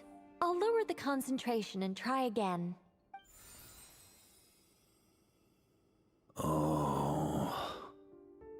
How's it going now? I'm not as dizzy as last time, but I can still feel it pulsing around. In that case, you wouldn't be an ideal choice, Mr. Varka. Let's try someone else. Oh my God, poor Varka. Losing aura points after aura points. First Alice didn't mention him at all, and now this? Okay. Let's go ask some of our other friends then. Prediction time. Flynn's. Flynn's would be... I think Flynn's would be eligible. Lauma, absolutely. Look at her. No surprises here, Miss Smoonchanter. You're perfectly compatible. You may join. So who the third one will be? Miss Neffer? Oh. I'm getting a slight headache. Shame. You were so close. I would be so surprised if it's Yehoda. Whoa, I'm itching all over. Allergic reaction. We can't have that. Huh? Well, are you gonna start a what? The Hexenzirkel is an organization that cares for and protects children. We will not have them do dangerous things. Not even tests. That's so cute. That's so cute. What? Is something the matter? The candidates have to be human. Yeah, she said that in the beginning. I guess that rules me out too. Oh my God, yes! Huh. Everyone except the Moonchanter got beaten. Guess I don't need to feel so bad after all. I mean, Looks like this isn't gonna be as easy as we thought. Looks like I didn't lose that many aura points after all. Perhaps I could ask for volunteers among the Frost Moon Scions. I'll see about talking to some trusted Lightkeeper colleagues. Itlua springs to mind. In fact, I think we had some former Frost Moon Scions join our ranks recently. Can you give me the scientific explanation for how the test works? I can probably make some kind of test bot. Then we can just zip through Nasha Town, going up to people and pressing a button to check their status. Wouldn't that be way easier? A little genius after all. No. Wow! No elaboration for once. How about I contact the Knights of Favonia's garrison in the Wave Chaser plane? Shame that Lohan's already left. And that guy's even tougher than I am. Oh. Strange. The moon goddess is clearly revered by many people. So why is she on the brink of disappearing? She mentioned that the world has rejected her from the very beginning. She's right there.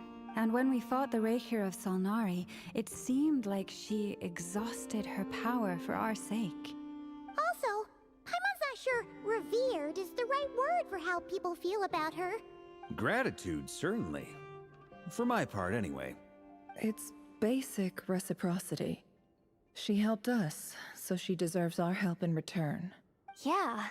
Even though she looked like she didn't care, she still saved a ton of people, including me. A review of the relevant data leads me to conclude that Miss Columbina is a good person. She is. Yep, you bet! They really think so? Of course. You silly little potato. I'm super surprised that Columbina isn't her actual name, though. I think it really suits her. It's light and graceful and... yeah, just a really pretty name. I know, right? I know saying I know, right? Unfortunately, that's not our decision to make. Columbina. That was the code name the Fatui gave me. But it also came up in the song I heard when I was born. But... is that really all there is to it? What do I truly think of my own name? Is there anyone left who will still call me by that name? She told me to pick whichever name took my fancy. Why did I pick Columbina? Maybe because I felt that she never wanted to become Kutar and be worshipped as a god. Moon Prayer Night is getting closer by the day. We're running out of time. We need to look for other candidates. Yes! My queen! Here to save the day. Then allow me to try. Of course it's gonna be Arlecchino. Huh? What are you doing here? Shut up, Paimon. You contacted your friends via the Adventurers Guild. Sandrone has been keeping an eye out for something like that, so she informed me. Since I have the ability to accommodate a moon marrow, I should prove to be a suitable candidate. I knew it was gonna be her. Arlecchino. When can we begin? I see. We can begin right away.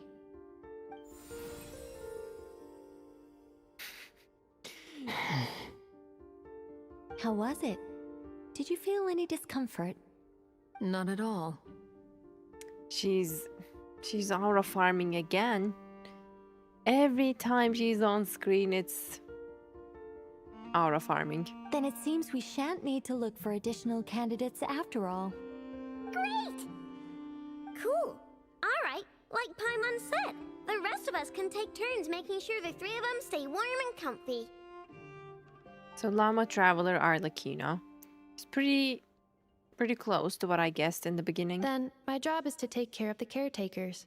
I will ensure everyone receives food and accommodation. Alright, let's do this. No time to waste. I'm ready as well.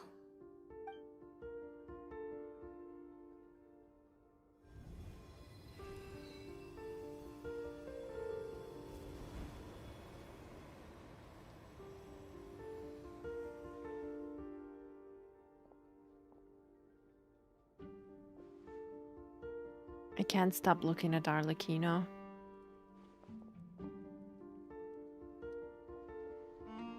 No, it's Columbina. Columbina and Paimon. They were so cute.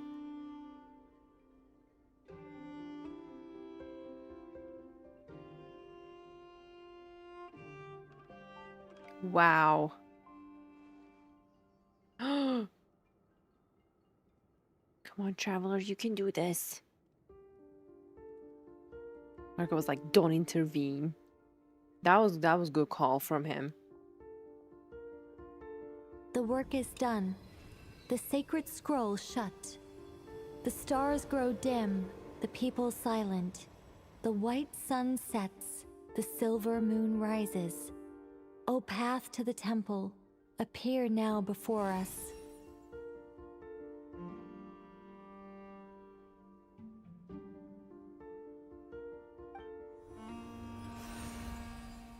Wow! It really opened! So that's what all this is about. They've been trying to open this gate. Come, let us enter. Wait. It might be best to eat something first. Take care to chew properly and swallow slowly. It will give your body time to readjust to the digestion process. Not Aina and Paimon being there, like, and their mouths are watering, but it's Arlecchino Llama and Traveler who hadn't had a bite since like 3 days. They will head in soon.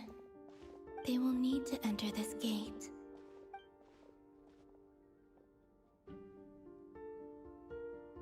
Huh? I cannot pass through. Is it because I have no physical body? No. It has been 3 days. My strength is all but completely faded. Can I really hold on until Moon Prayer Night?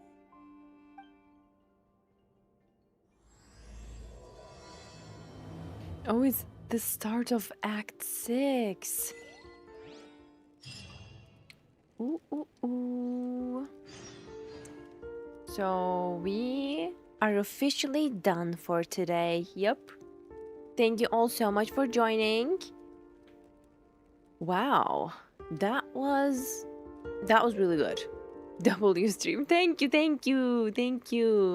Slappy, thank you so much for the Prime. Happy 13 months. Appreciated. Empress, thank you for tier 1 and happy 6 months. Oh my god, half a year. And Homie, thank you for the Prime. Appreciate it. Thank you guys for joining. Thank you for accompanying me through the quest. It was really, really nice. And I cannot wait to do the Act 6. I think this was just a really good build-up for what's to come at Act 6. And I'm so looking forward to that because we are so saving Columbina. She'll be... Oh my god. I don't want to see her go. I hope somehow she can stay here. But again, I just want what's best for Columbina, even if it means saying goodbye to her. But still, I'm hoping for the best. Anyways, now I'm gonna go and rest. You guys take care until next time. And if you want to join the later streams, join Discord or our Instagram broadcast channel so you'll get notifications every time I go live. Now I'm gonna go and sleep. You guys take care until next time and good day or good night, whatever the time's for you. Bye bye. Take care.